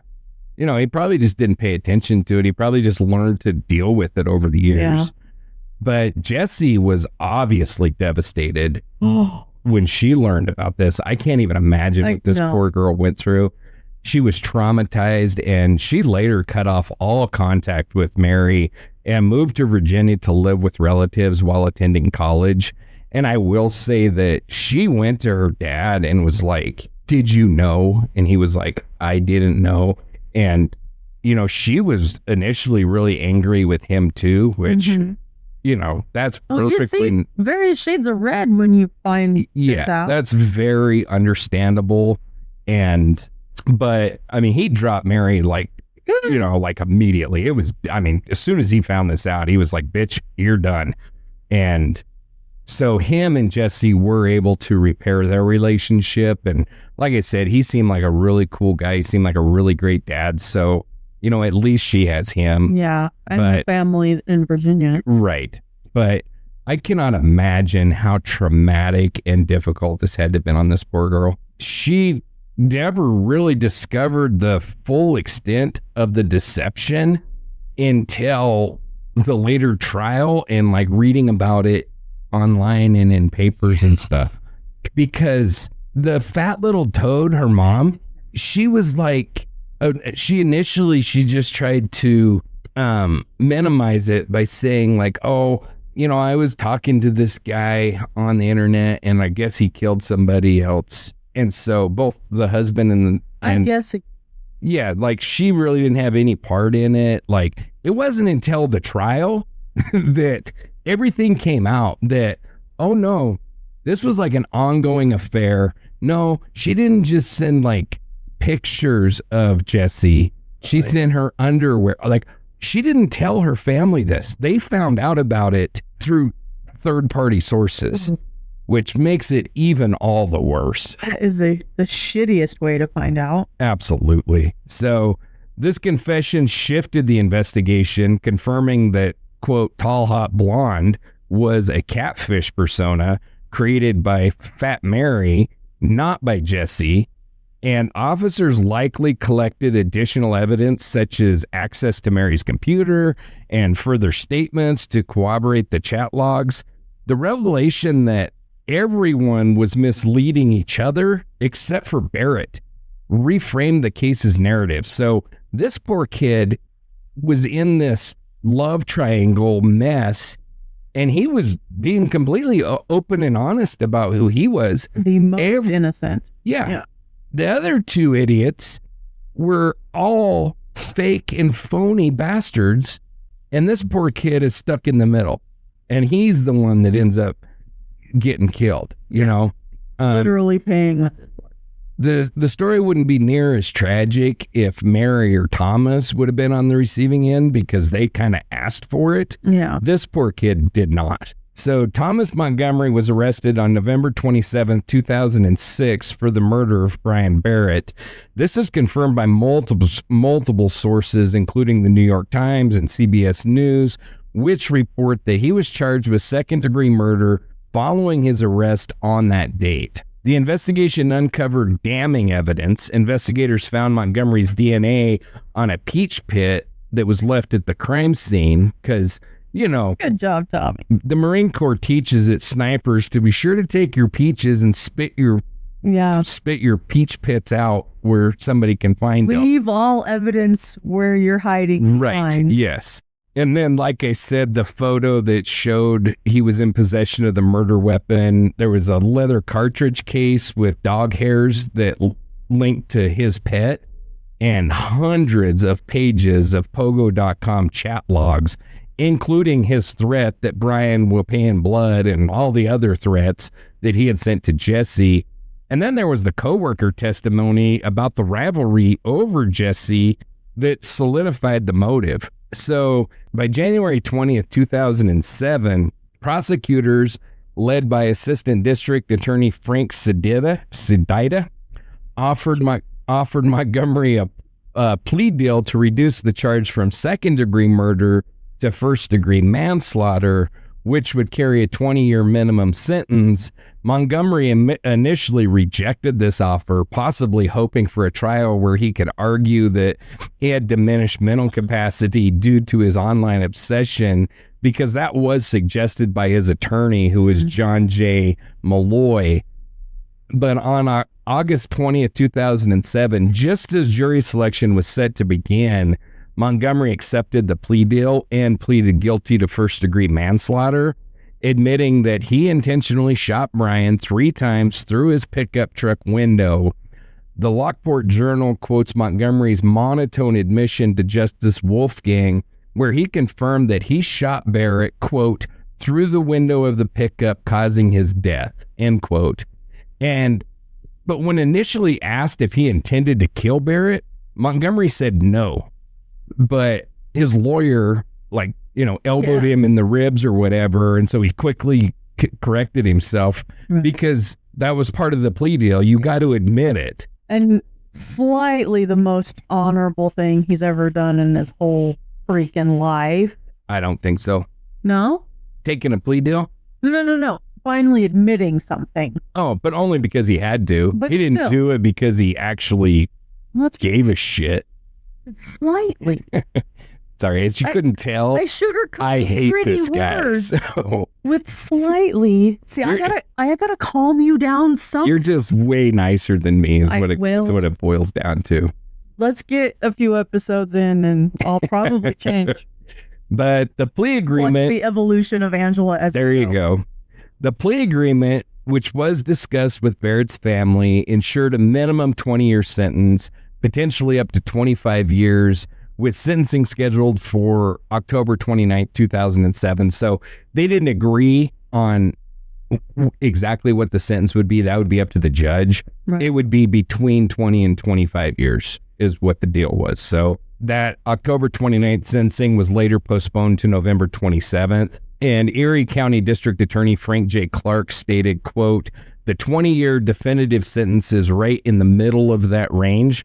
So I think that it satisfied everyone's needs, reflecting the balance between justice and avoiding a trial's uncertainty." So sad to be satisfied. I'm not satisfied. I know. In this case, satisfied everyone's needs instead of fulfilled. Yeah, I am definitely not satisfied. I think this psycho should have died in prison. That's what I think. So before sentencing, Montgomery attempted to withdraw his guilty plea.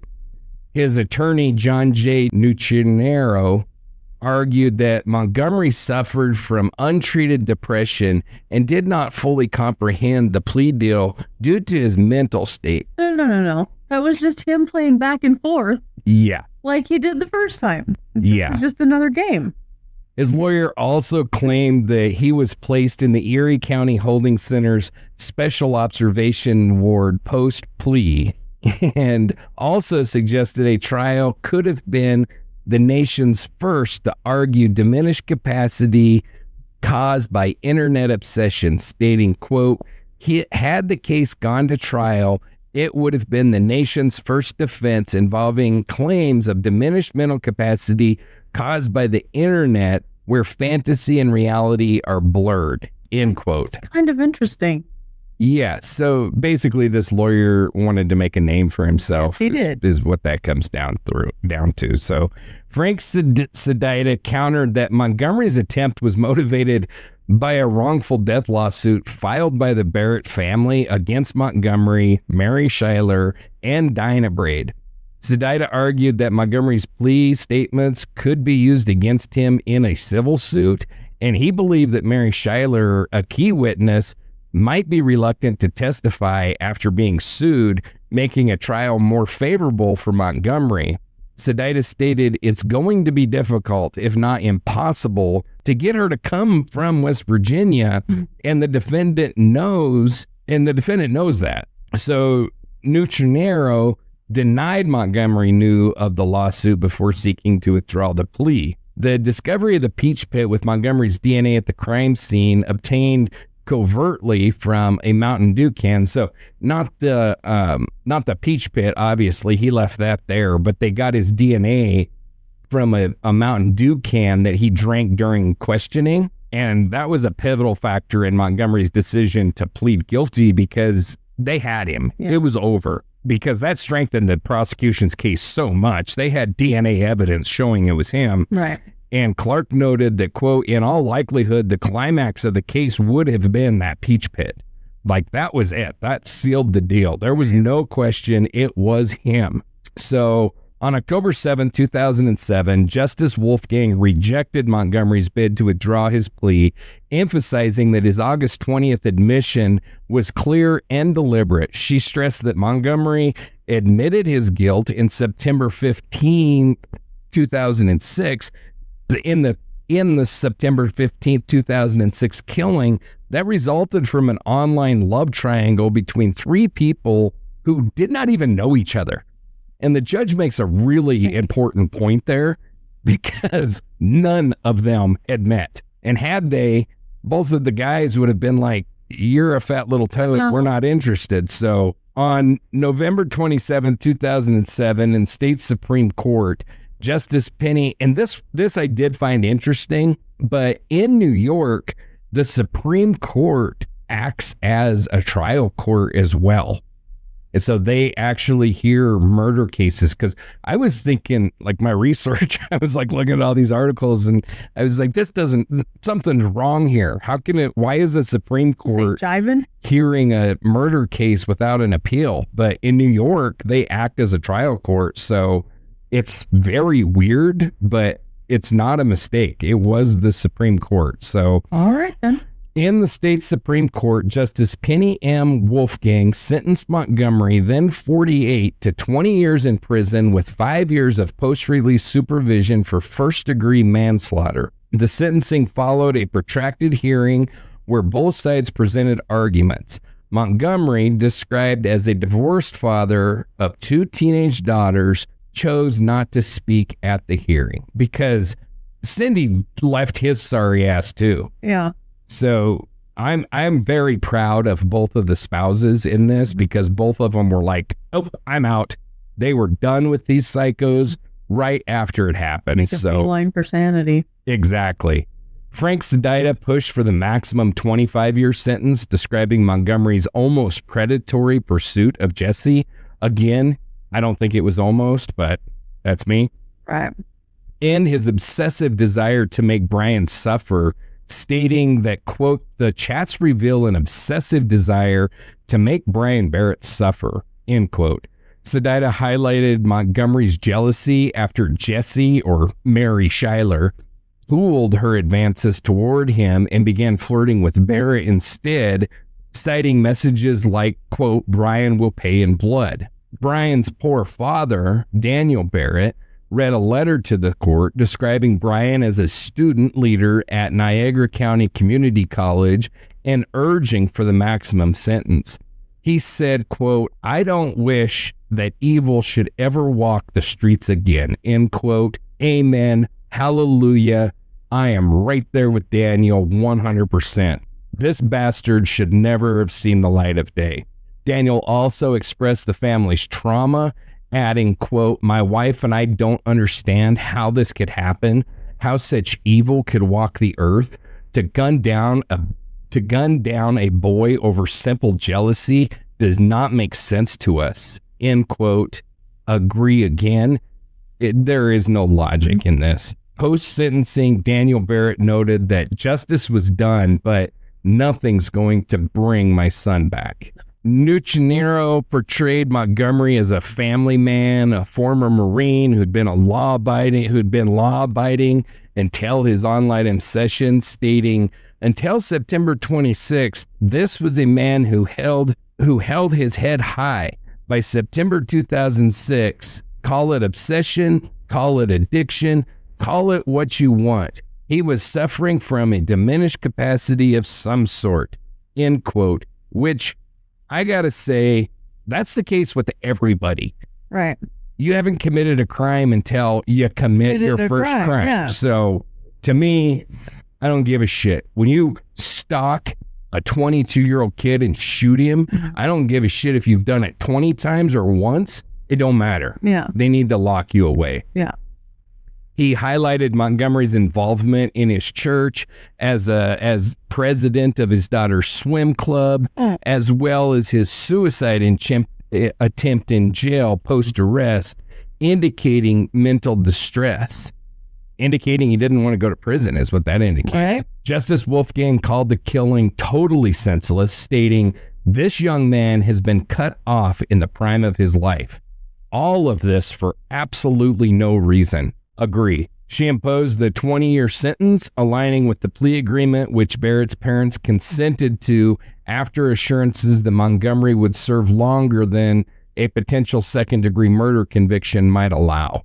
Nuccinero announced plans to appeal the sentence within a week, arguing Montgomery's mental state and the plea's validity. Montgomery stated that he was appealing, claiming his plea was coerced, but no further outcomes of the appeal are detailed in any sources.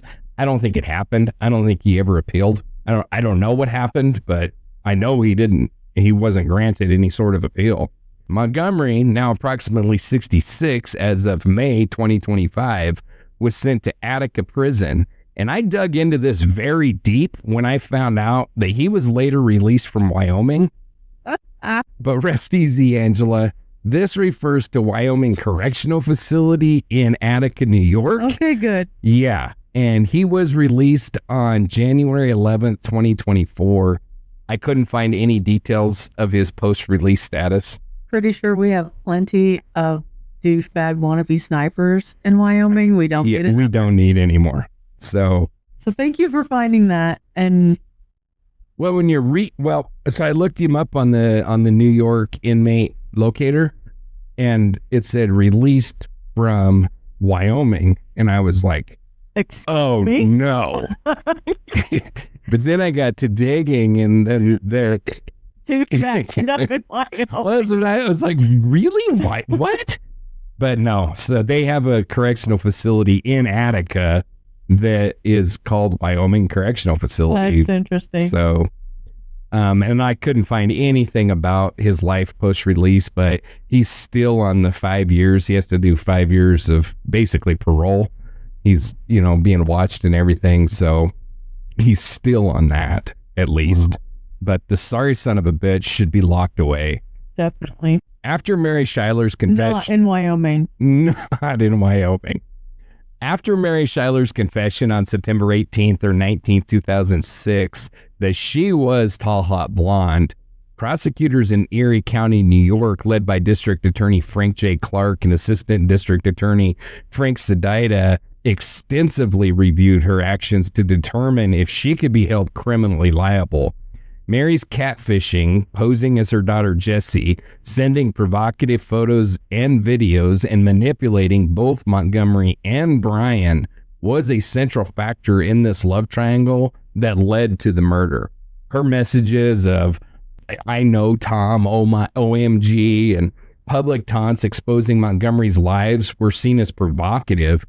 Prosecutors searched for applicable laws in New York and in West Virginia that they could maybe charge Mary with, focusing on her role in escalating the conflict. They examined potential charges like incitement, conspiracy, or computer fraud. Given her deceptive online persona and the use of Jessie's identity without her consent. Yeah, wouldn't Jessie have a lawsuit here? You would think so. Anyway, I'm sorry. That's okay. A related case of Dory Drew, convicted of misdemeanor computer fraud in 2008, proposing as a teenager, was later overturned, suggesting prosecutors considered similar angles, but they found no direct precedent for it.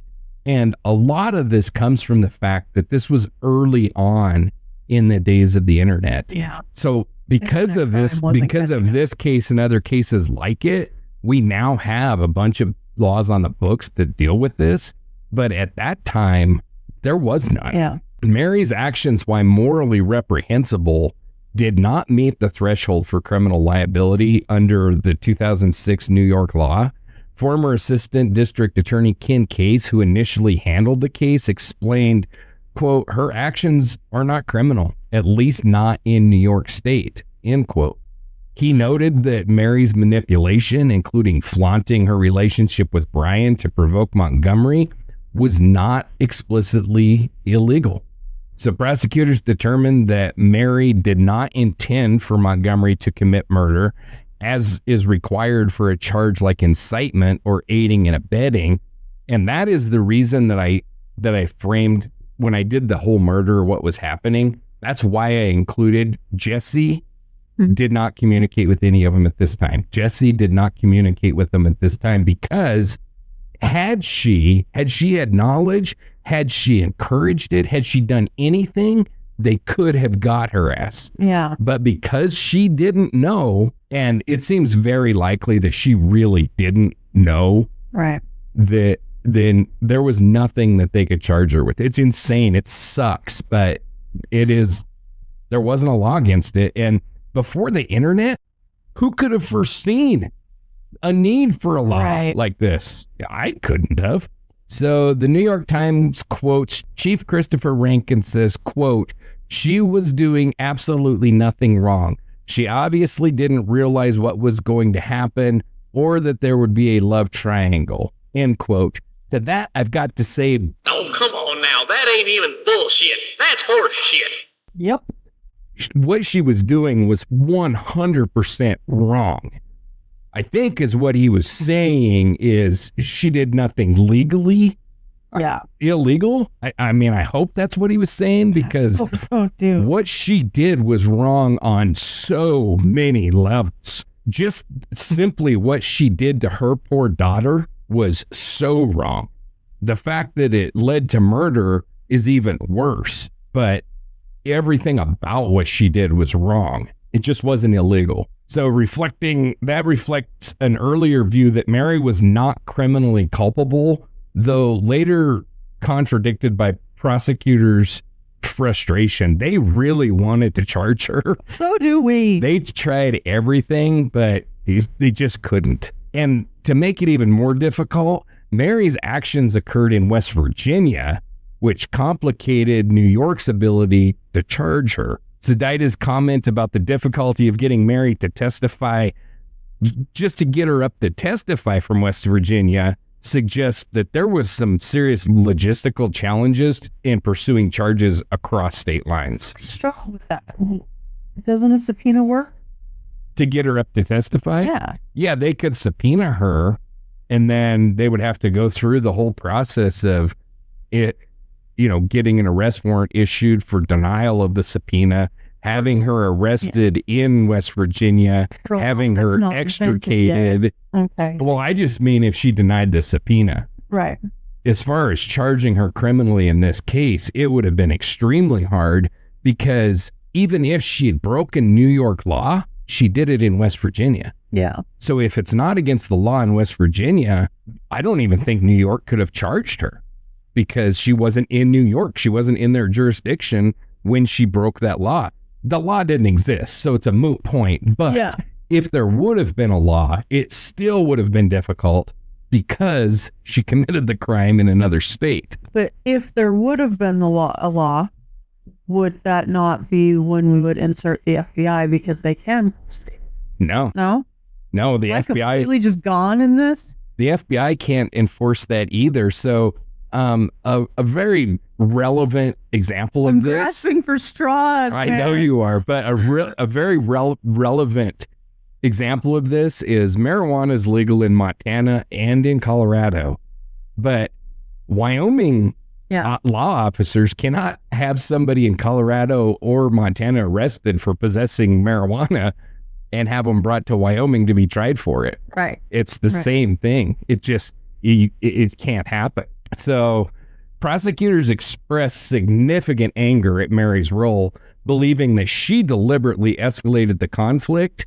And some key quotes include Ken Case, who says, quote, "Shame on her. She not only didn't do anything about it, I think she provoked it," end quote. Only shame?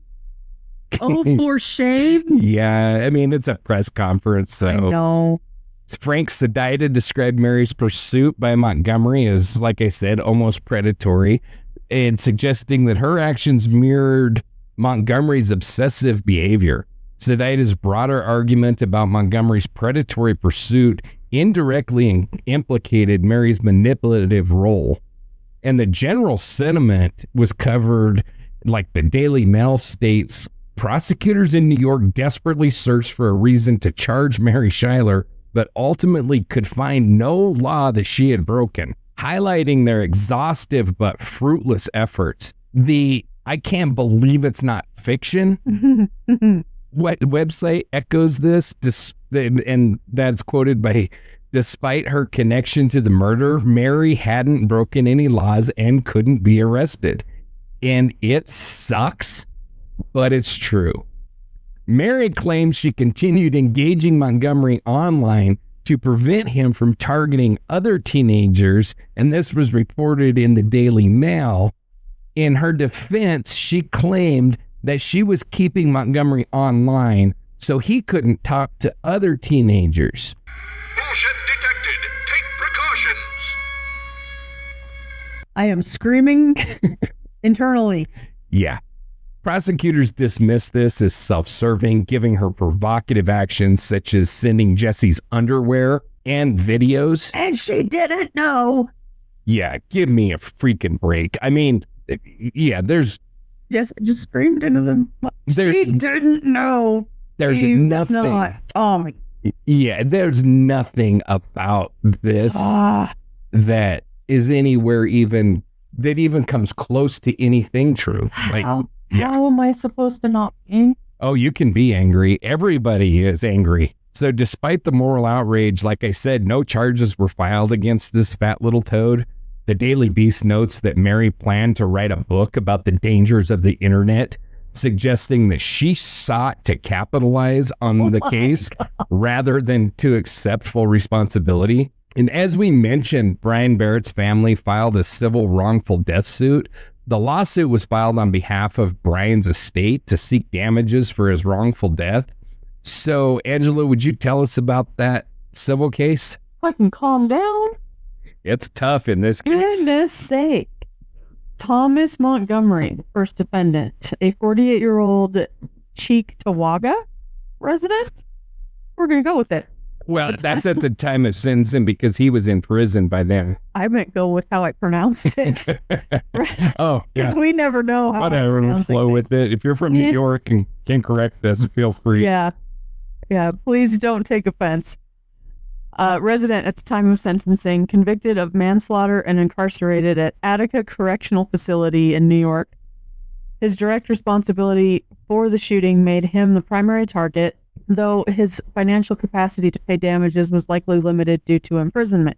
The second, Mary Schuyler, a 45-year-old housewife from Oak Hill, Virginia. I will be nice. John will not. I will not. Biting his fingers over there. Yeah. Who confessed to posing as Talhotblond and manipulating both men online. Her actions, including sending provocative photos and taunting Montgomery, were seen as a catalyst for the murder, though she faced no criminal charges. That's a tough one to swallow. I- It really is. Okay.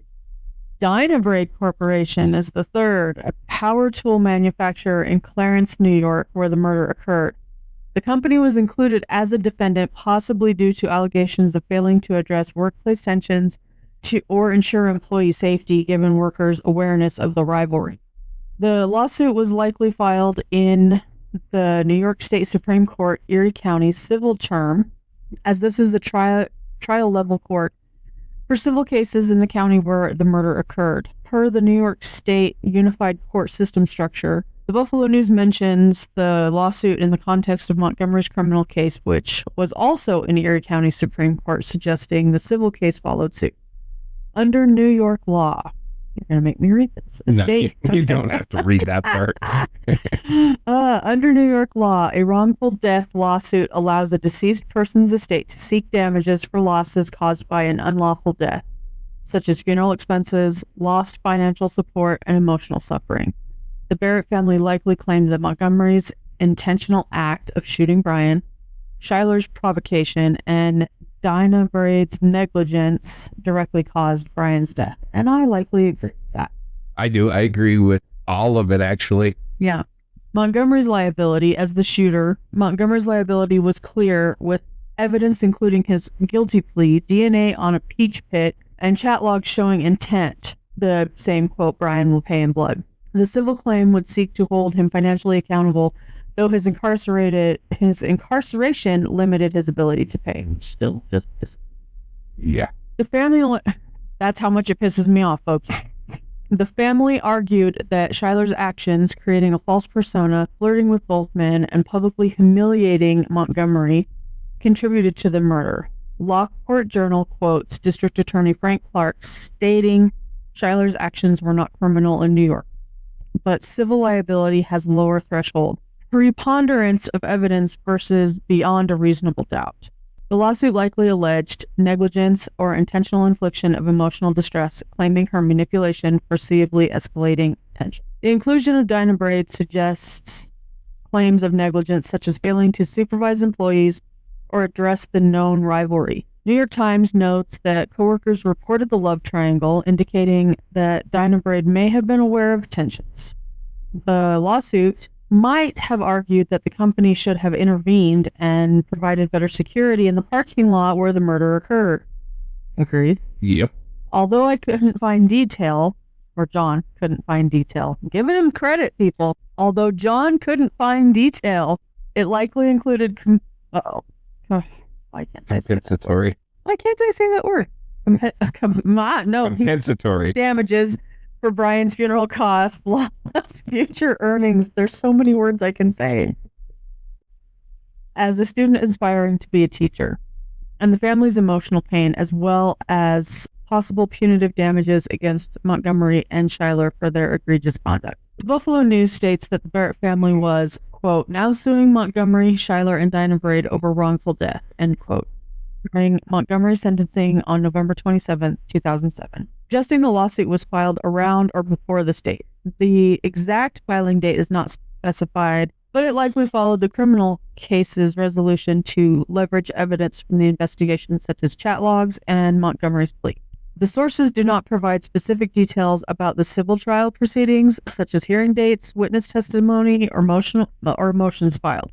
Unlike the criminal case, which was well documented due to its high-profile nature and media coverage, like Talhotblond documentary, the civil case received less attention, likely because it was less sensational or settled out of court. John also could not find the final outcome of the wrongful death lawsuit, such as a verdict, settlement amount, or dismissal. This gap is notable given the case's prominence, but several factors and inferences provide insight. The Buffalo News, Lockport Journal, and other sources mention the lawsuit, but do not report a trial verdict or judgment, unlike the detailed coverage of Montgomery's criminal sentencing. The New York official reports and fine law databases which cover New York Supreme Court decisions do not list a published opinion for this case, suggesting it did not result in a significant report ruling. This implies the case was either settled out of court, dismissed, or not publicly reported. As a corporation, Dinah Braid had the financial capacity to settle, unlike Montgomery, who was incarcerated, or Schuyler, who was a fat little housewife. Wrongful deaths lawsuits often target employers for deeper pockets, and Dinah Braid may have settled to avoid litigation costs or negative publicity, especially given the case's media attention. And like I said, a lot of that comes from that Talhotblond documentary, which is it's really a good documentary. The access that they had, because they interviewed the dumbass dweeb from prison in that. Really? Yeah. Quite a bit of it is interviews with him. They were able to interview, like I said, Jesse's dad. He was interviewed in that. I think I'm going to watch it. It's good. I think you have to purchase it on Amazon, but I think it's pretty cheap. It's like $2.99 or something like that to buy it. So, but it's actually a pretty good documentary. It's done really well. And so I would recommend it for anybody that's interested in learning more about this case, because they do a good job. And settlements are common in civil cases and are typically confidential. So that would explain the lack of public records. Schuyler's inclusion in the lawsuit faced challenges due to her West Virginia residence and her limited assets. She had nothing.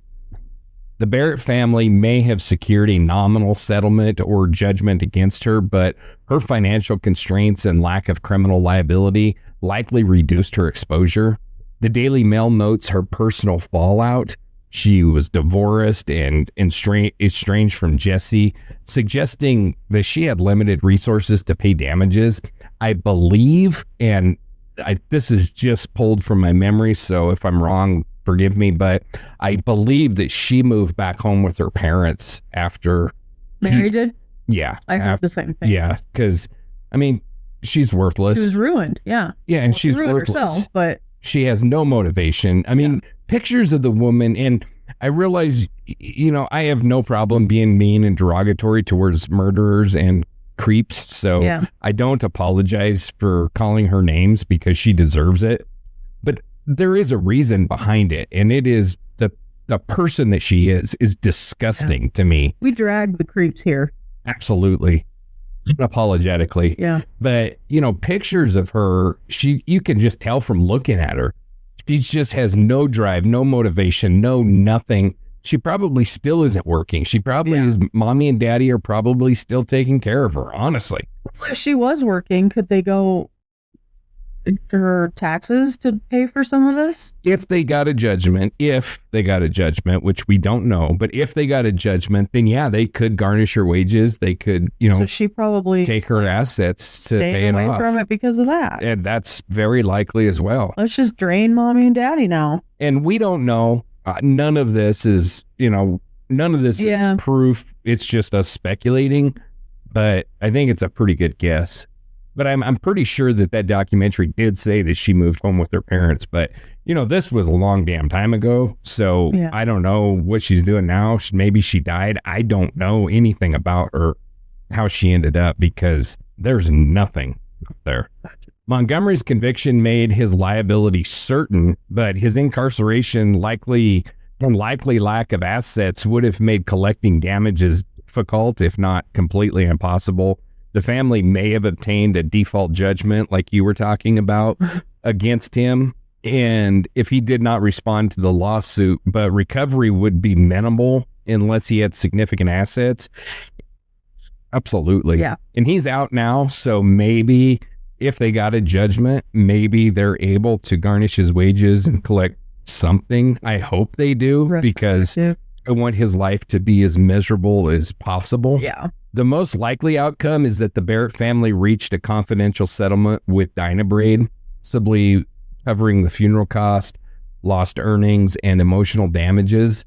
The absence of reported verdicts in any of the news sources does support this, as settlements often avoid public disclosure.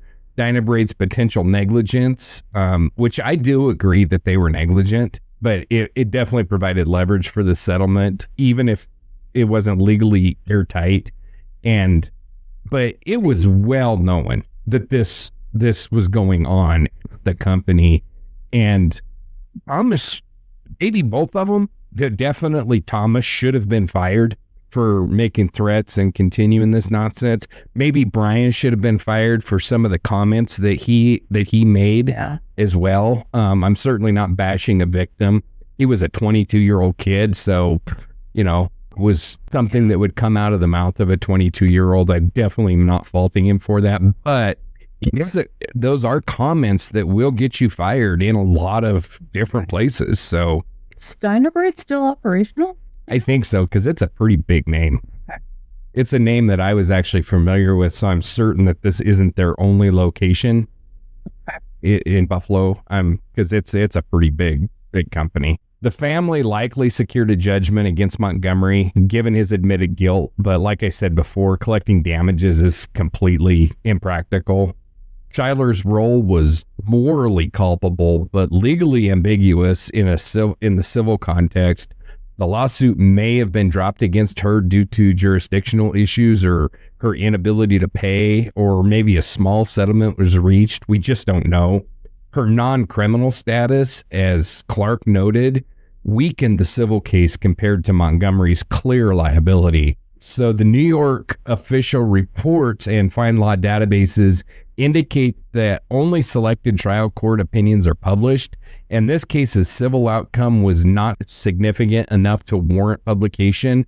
The Buffalo News' 2024 reprints of the criminal case do not mention the civil suit's resolution, reinforcing that it was likely settled quietly and possibly with conditions of, Dynabraid. Like an NDA. Right. So the lawsuit was partially motivated by the family's desire for accountability, especially against Schuyler, whom prosecutors blamed for provocation. Daniel Barrett's statements like, I don't wish that evil should ever walk the streets again, reflect their pursuit of justice beyond criminal case. The Daily Beast notes that the family started a petition for cybercrime laws, suggesting the civil suit was part of a broader advocacy. Any settlement or judgment likely aimed to cover tangible losses like Brian's funeral cost, which would be estimated at $5,000 to $10,000 in 2006, lost future earnings as a potential teacher, potentially $500,000 to $1 million over the course of a career, and intangible losses like emotional distress. Dinah Braid's settlement, if it occurred, would have been the primary source of that recovery. While not legally penalized, Schuyler faced significant personal fallout, including divorce and estrangement from Jesse, of whom she asked, quote, "Why don't you just get over this?" end quote, Oh my. at a divorce hearing. The civil suit likely compounded her social and financial strain. So obviously Montgomery was informed that the object of his desire was actually a short, fat, and pretty homely woman from West Virginia. The exact moment of this revelation likely occurred shortly after Montgomery's arrest in late September of 2006 during his police interrogations. The investigation moved quickly as detectives connected the online interactions to the motive for Barrett's murder. By contacting Mary Schuyler and her family, police confirmed that Jesse was unaware of the online persona. Mary had orchestrated the entire deception.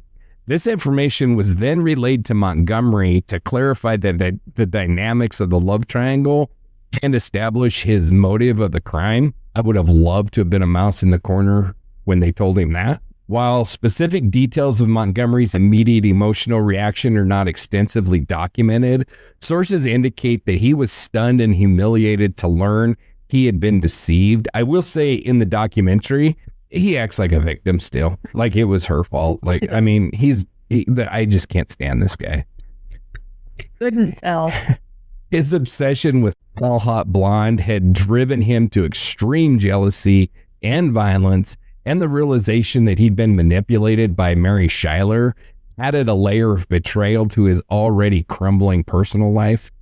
Montgomery's marriage was, for all intents and purposes, over by this point due to his online activities, and the revelation that he had been catfished further underscored destructive consequences of his actions. I mean, Catfish. yeah, there's catfish in this story. It's insane. But prior to his release, Montgomery's life in prison would have been shaped by the conditions of Attica Correctional Facility, where he was initially incarcerated, and then later Wyoming Correctional Facility, where he was transferred at some point before his release. So here's an overview based on available information and the general conditions of these facilities. So Attica Correctional Facility is very well known.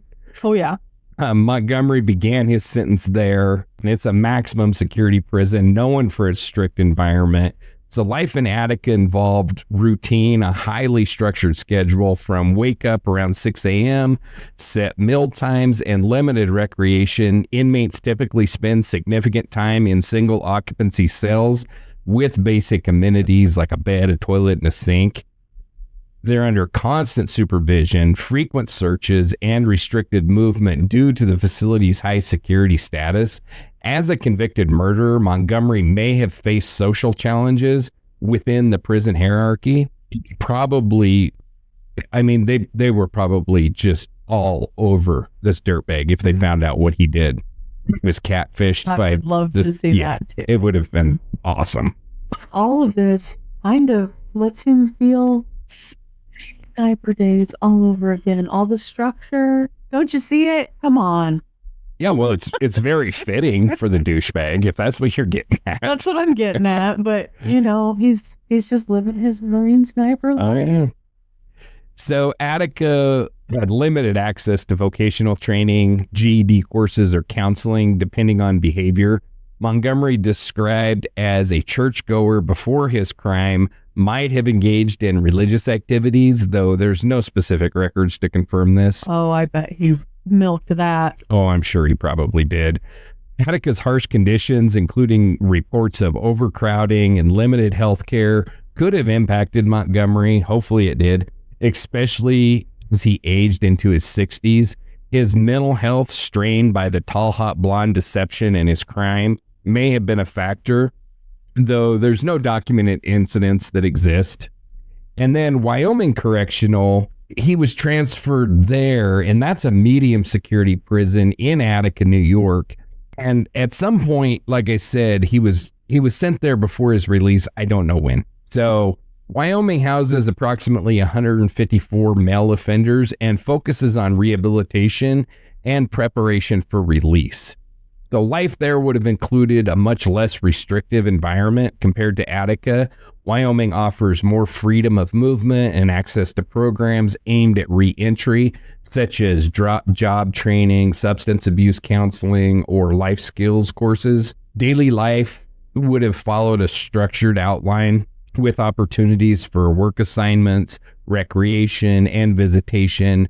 Inmates can make outgoing calls to approve contacts, subject to monitoring, of course, and they can receive mail. Though Montgomery's estrangement from his family likely limited any interactions like that. And no more underwear. No. As he approached parole eligibility, Montgomery likely participated in mandatory programs to demonstrate rehabilitation, a key factor in securing his release. His transfer to a medium security facility suggests that he was deemed lower risk as his sentence progressed.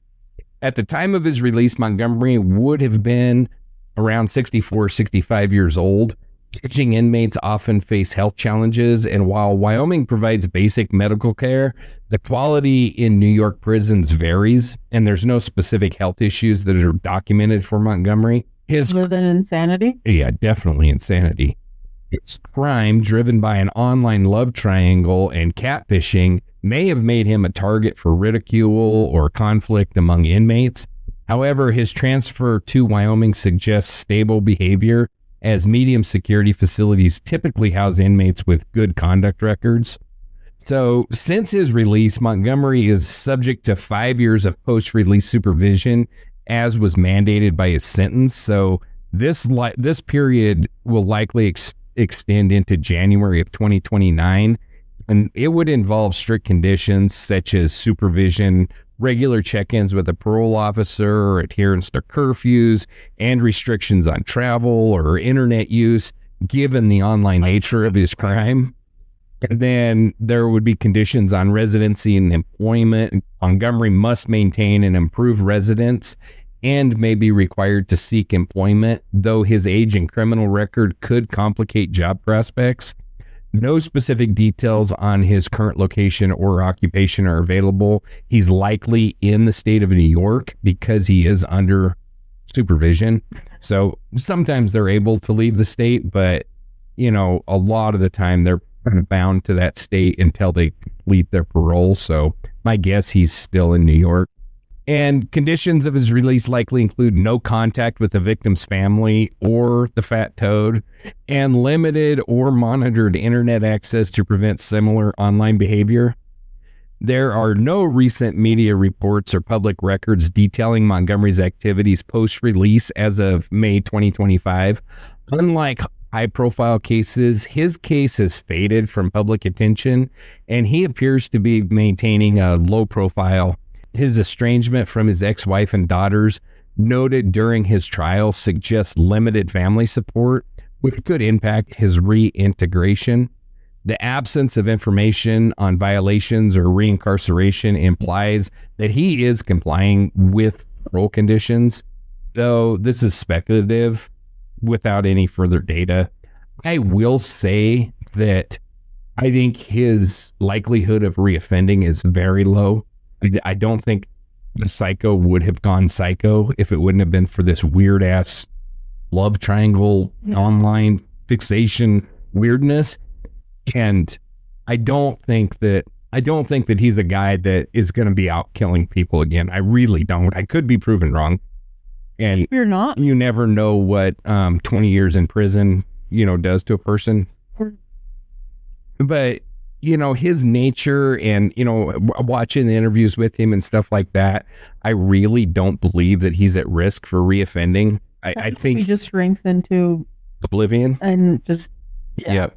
I mean, he's obviously a nutbag. He's obviously a loser. He's obviously all the things that I've said about him. So when I say he's not likely to reoffend, it's definitely not in support of him, because for the crime he committed, he should be locked away for life, period. But it is worth noting, I think we can sleep a little easy with this one, because, you know, he's not like an Israel Keyes or a Jeffrey Dahmer or something like that. The chances of this guy doing this again are very slim. Mm-hmm. So after the trial of Thomas Montgomery, who, like we said, pleaded guilty to first-degree manslaughter of Brian Barrett in November 2007, Mary Schuyler faced significant personal fallout, but no legal consequences, as we said, as catfishing was not illegal at the time. The court of public opinion will always get you. Oh, yeah, and she's definitely guilty in that court. Yep. Her actions, posing as her daughter Jessie under the Talhotblond persona to engage in online relationships with Montgomery and Barrett, led to profound repercussions for her.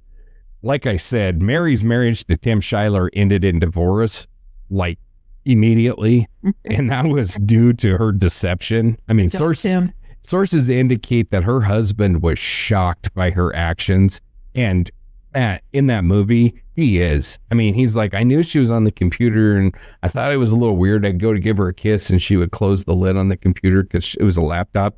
Red flag. But it just he didn't realize the extent of her, you know, so he was completely shocked, especially when it was revealed that he had used their daughter's photos, videos. She used. Underwear.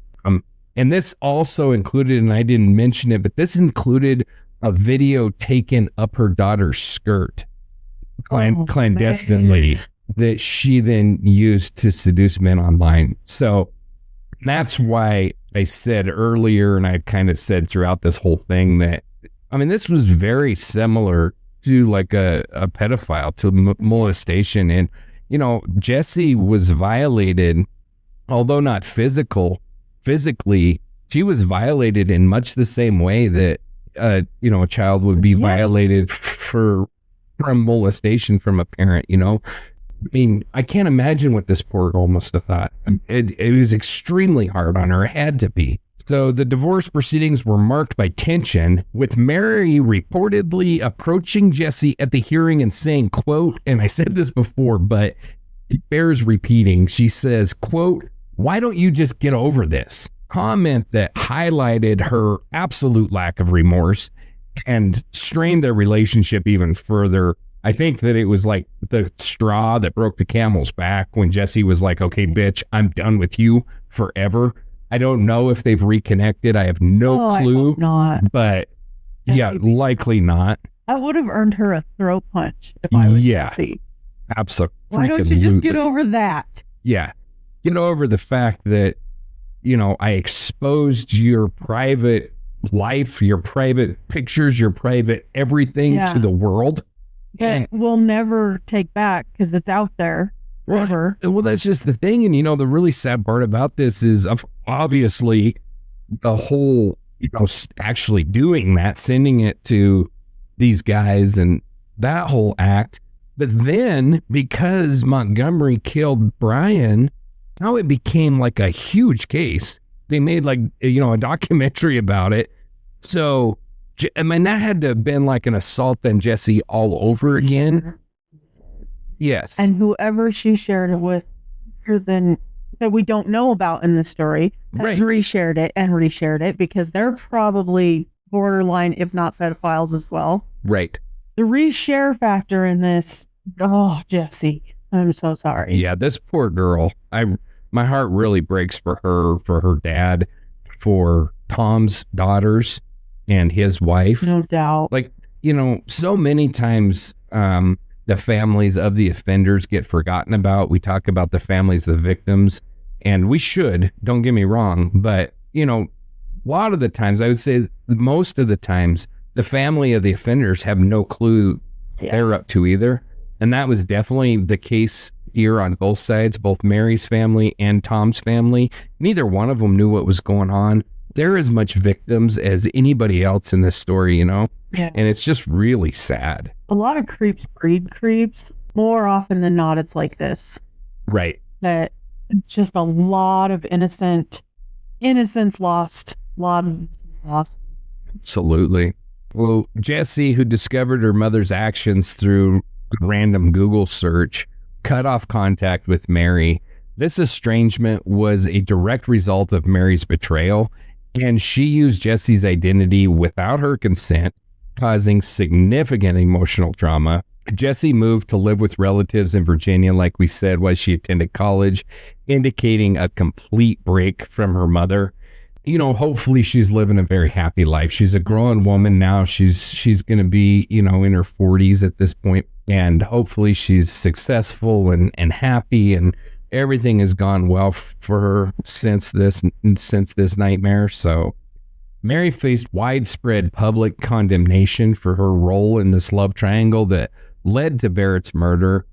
Commentaries such as those on Belch Speak criticized her as manipulative and expressed frustration that she faced no legal accountability. In a statement to the BBC, Mary described her actions as, quote, stupid, and claimed she was, quote, just having fun, denying intent for the tragic outcome, which I do believe, but she expressed interest in writing a book about the dangers of the internet, like we said before, though no evidence suggests that the project materialized. And again, I don't think that she has enough drive and ambition to do anything, so I don't think there's much fear of that. But the fact that this bitch wants to capitalize on this, on the tragedy of Brian's murder, is disgusting. There's no recent update on Mary's whereabouts or her activities as of May 2025, suggesting that she's maintained a low profile. Some sources note her home in Oak Hill, West Virginia was demolished in March 2023, though the reason for that is unclear. It was likely not tied to this case, as there would be no reason, you know. It's not like anything happened at that house. Well, yeah, I think it's more sweet than bitter, honestly, but you know, it's not like it was the John Wayne Gacy house or something like that, you know, so I don't think it was tied to the case at all. Just another nail in the coffin of pain. Right. So some sources, like Belch Speak, claim Mary's maiden name is Mary Daly Schuyler, but most reports refer to her as Mary Schuyler.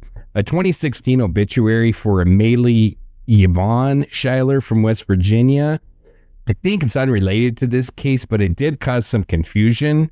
But there's no evidence that this Mary Schuyler, the Talhotblond Mary Schuyler, has passed away. So I don't know where she ended up. See that. Yeah. Tim Schuyler, her husband, was kind of a peripheral figure in this case, but he was deeply affected by the revelations.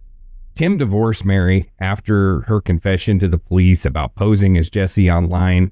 Sources describe him as a nice, good-hearted person. That's the impression I got of him.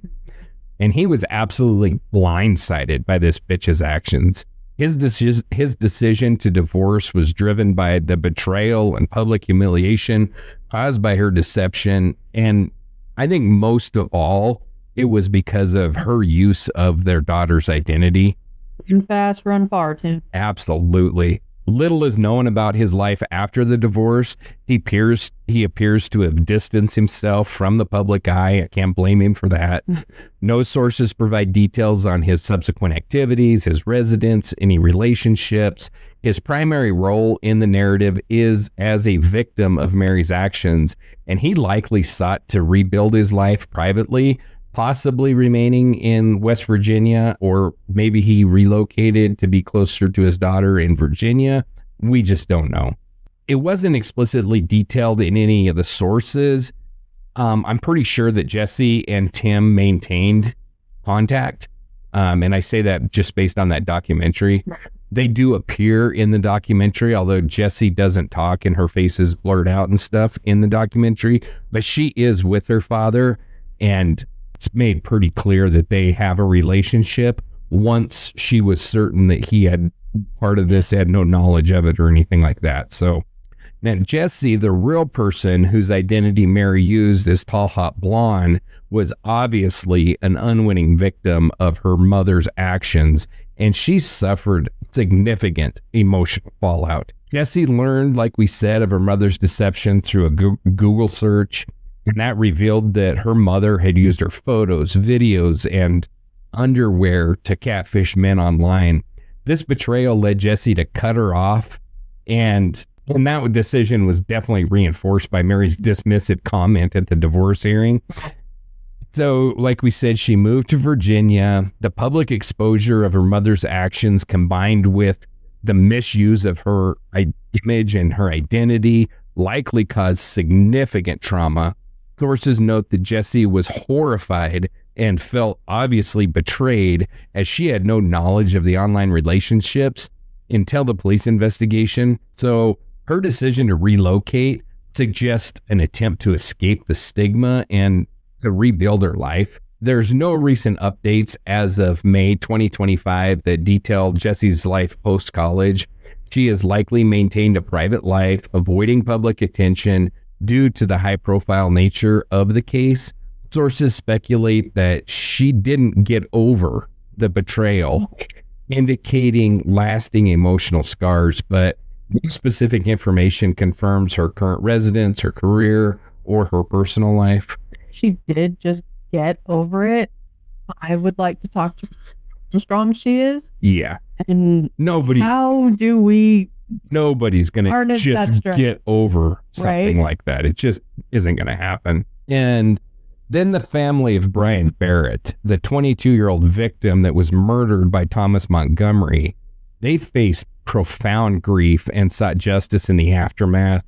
Brian's parents, described in sources as being devastated, they lost their son to a senseless act driven by an online love triangle.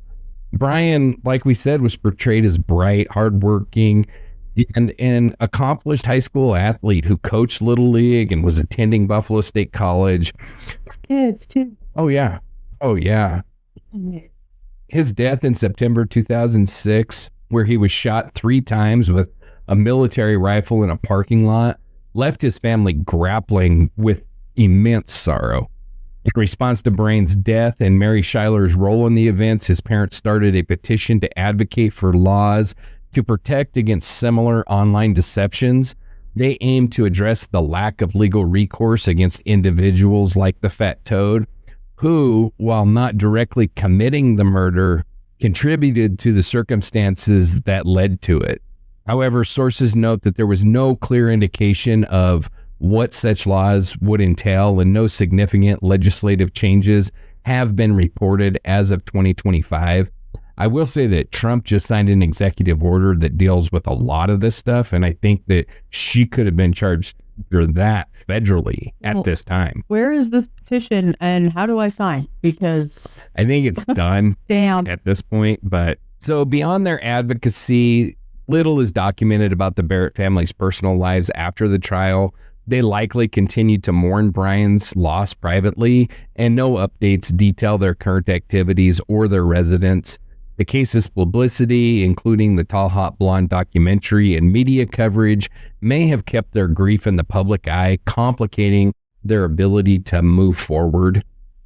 Just say, sure. Documentaries that are made in cases like this, I think should have to give a percentage of their, you know the word I'm looking for. Profits? Thank you.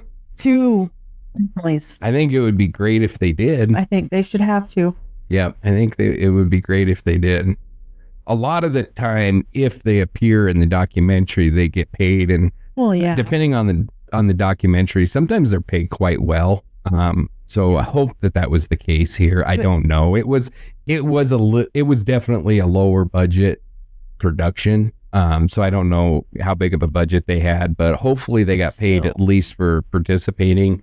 Even documentaries where they don't participate, people are still benefiting off their stories, so they should. 100%. They should still get some. 100%. I do really like the laws, or the states that have laws against the perpetrators being able to profit from their story. Not all states have that law. My mind.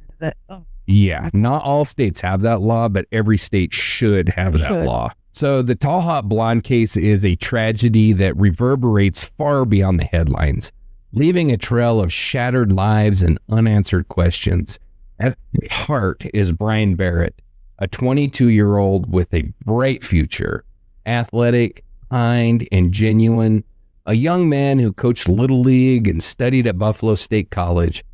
Brian's life was stolen in a parking lot on September 15th, 2006, gunned down by Thomas Montgomery, a man consumed by jealousy over an online fantasy. Brian's family, the loss was unimaginable. Parents who once cheered at his games and dreamed of his future were left with only memories and a void that no justice could fill. Their grief fueled a fight for laws to protect against online deception, a desperate plea to ensure no other family endures their pain. Brian wasn't just a victim. He was a son, brother, friend, someone whose light was extinguished too soon, leaving his loved ones to navigate a world forever dimmed. Jesse Schuyler, too, carries scars from this tragedy. A beautiful 18-year-old high school senior, she was betrayed by the one person who was meant to protect her, her mother, Mary Schuyler. She used Jesse's photos, videos, and even personal items to craft the Talhotblond persona, catfishing men like Montgomery without Jesse's knowledge. When Jesse discovered the truth through a random Google search, her world collapsed. Violation of her identity, coupled with Mary's callous dismissal of, "Why don't you just get over this?" drove Jesse to cut ties and flee to Virginia. Seeking solace with relatives, her trust was shattered, her privacy exploited, leaving her to rebuild amidst public scrutiny, private pain. Families of Thomas Montgomery and Mary Schuyler were also torn apart. Montgomery's wife and daughters faced the wreckage of his deception and crime. His marriage crumbled when his wife uncovered his online persona, and his daughters, once prepared to defend him, were left grappling with their father's actions. Montgomery, released on parole in January 2024 after serving 16 years, now lives under supervision, but his family's wounds will never fully heal. Mary's husband, Tim, forced her after her betrayal, humiliated by her actions. Mary herself, punished by law, but ostracized by her community and estranged from Jesse, became a symbol of the havoc unchecked deception can wreak. This case is a stark warning for all of us that navigate the online world. The internet offers connection, but it can also be a mask for deceit. Be cautious of who you trust in digital spaces. Verify identities. Question intentions. Protect your personal information. Behind every screen is a human story, and as Brian and Jesse's lives show, those stories can turn tragic when fantasy blurs with reality. Let's honor their pain by staying vigilant, fostering genuine connections, remembering that consequences of our online actions ripple far beyond the keyboard. So as we close this episode of Dark Dialogue, our hearts ache for Brian Barrett, a young man whose life was stolen by a web of lies, and for Jesse Schuyler, whose trust was shattered by betrayal. Their stories and the grief of their families remind us why we tell these tales, not just to uncover the darkness, but to amplify the voices of those silenced by it. That's our mission here at Dark Dialogue, John. We give voices to the voiceless. People like Brian. Dreams were cut short. Jesse, whose identity was stolen. By sharing their stories, we hope to spread awareness, inspire caution, and keep their humanity alive in our hearts. We ask you, listeners, to carry these lessons forward, to question the shadows online, and to hold space for those who suffer. So, Dark Dialogue listeners, this is where we leave you tonight, in a dark and lonely parking lot where a madman waits in the shadow, clutching his gun and his delusions of being more important instead of the worthless nobody that he was, chasing the affections of someone as crazy and worthless as him. For Brian, Jesse, and the innocent families, and for every victim of online crimes, asking, keep listening, keep their light alive. If you like what we do and how we do it, give us a like, a thumbs up, and a follow. You can't imagine how much that means to us and how much it helps. Consider becoming a supporter on Patreon or on Ko-fi, helping us to continue to do this work. Follow us and stay up to date on social media, and feel free to reach out there or to our email at info@darkdialogue.com with questions, critiques, or case suggestions. Until next time, this is John. This is Anna. Stay safe, stay connected, keep seeking the truth, keep dialogue.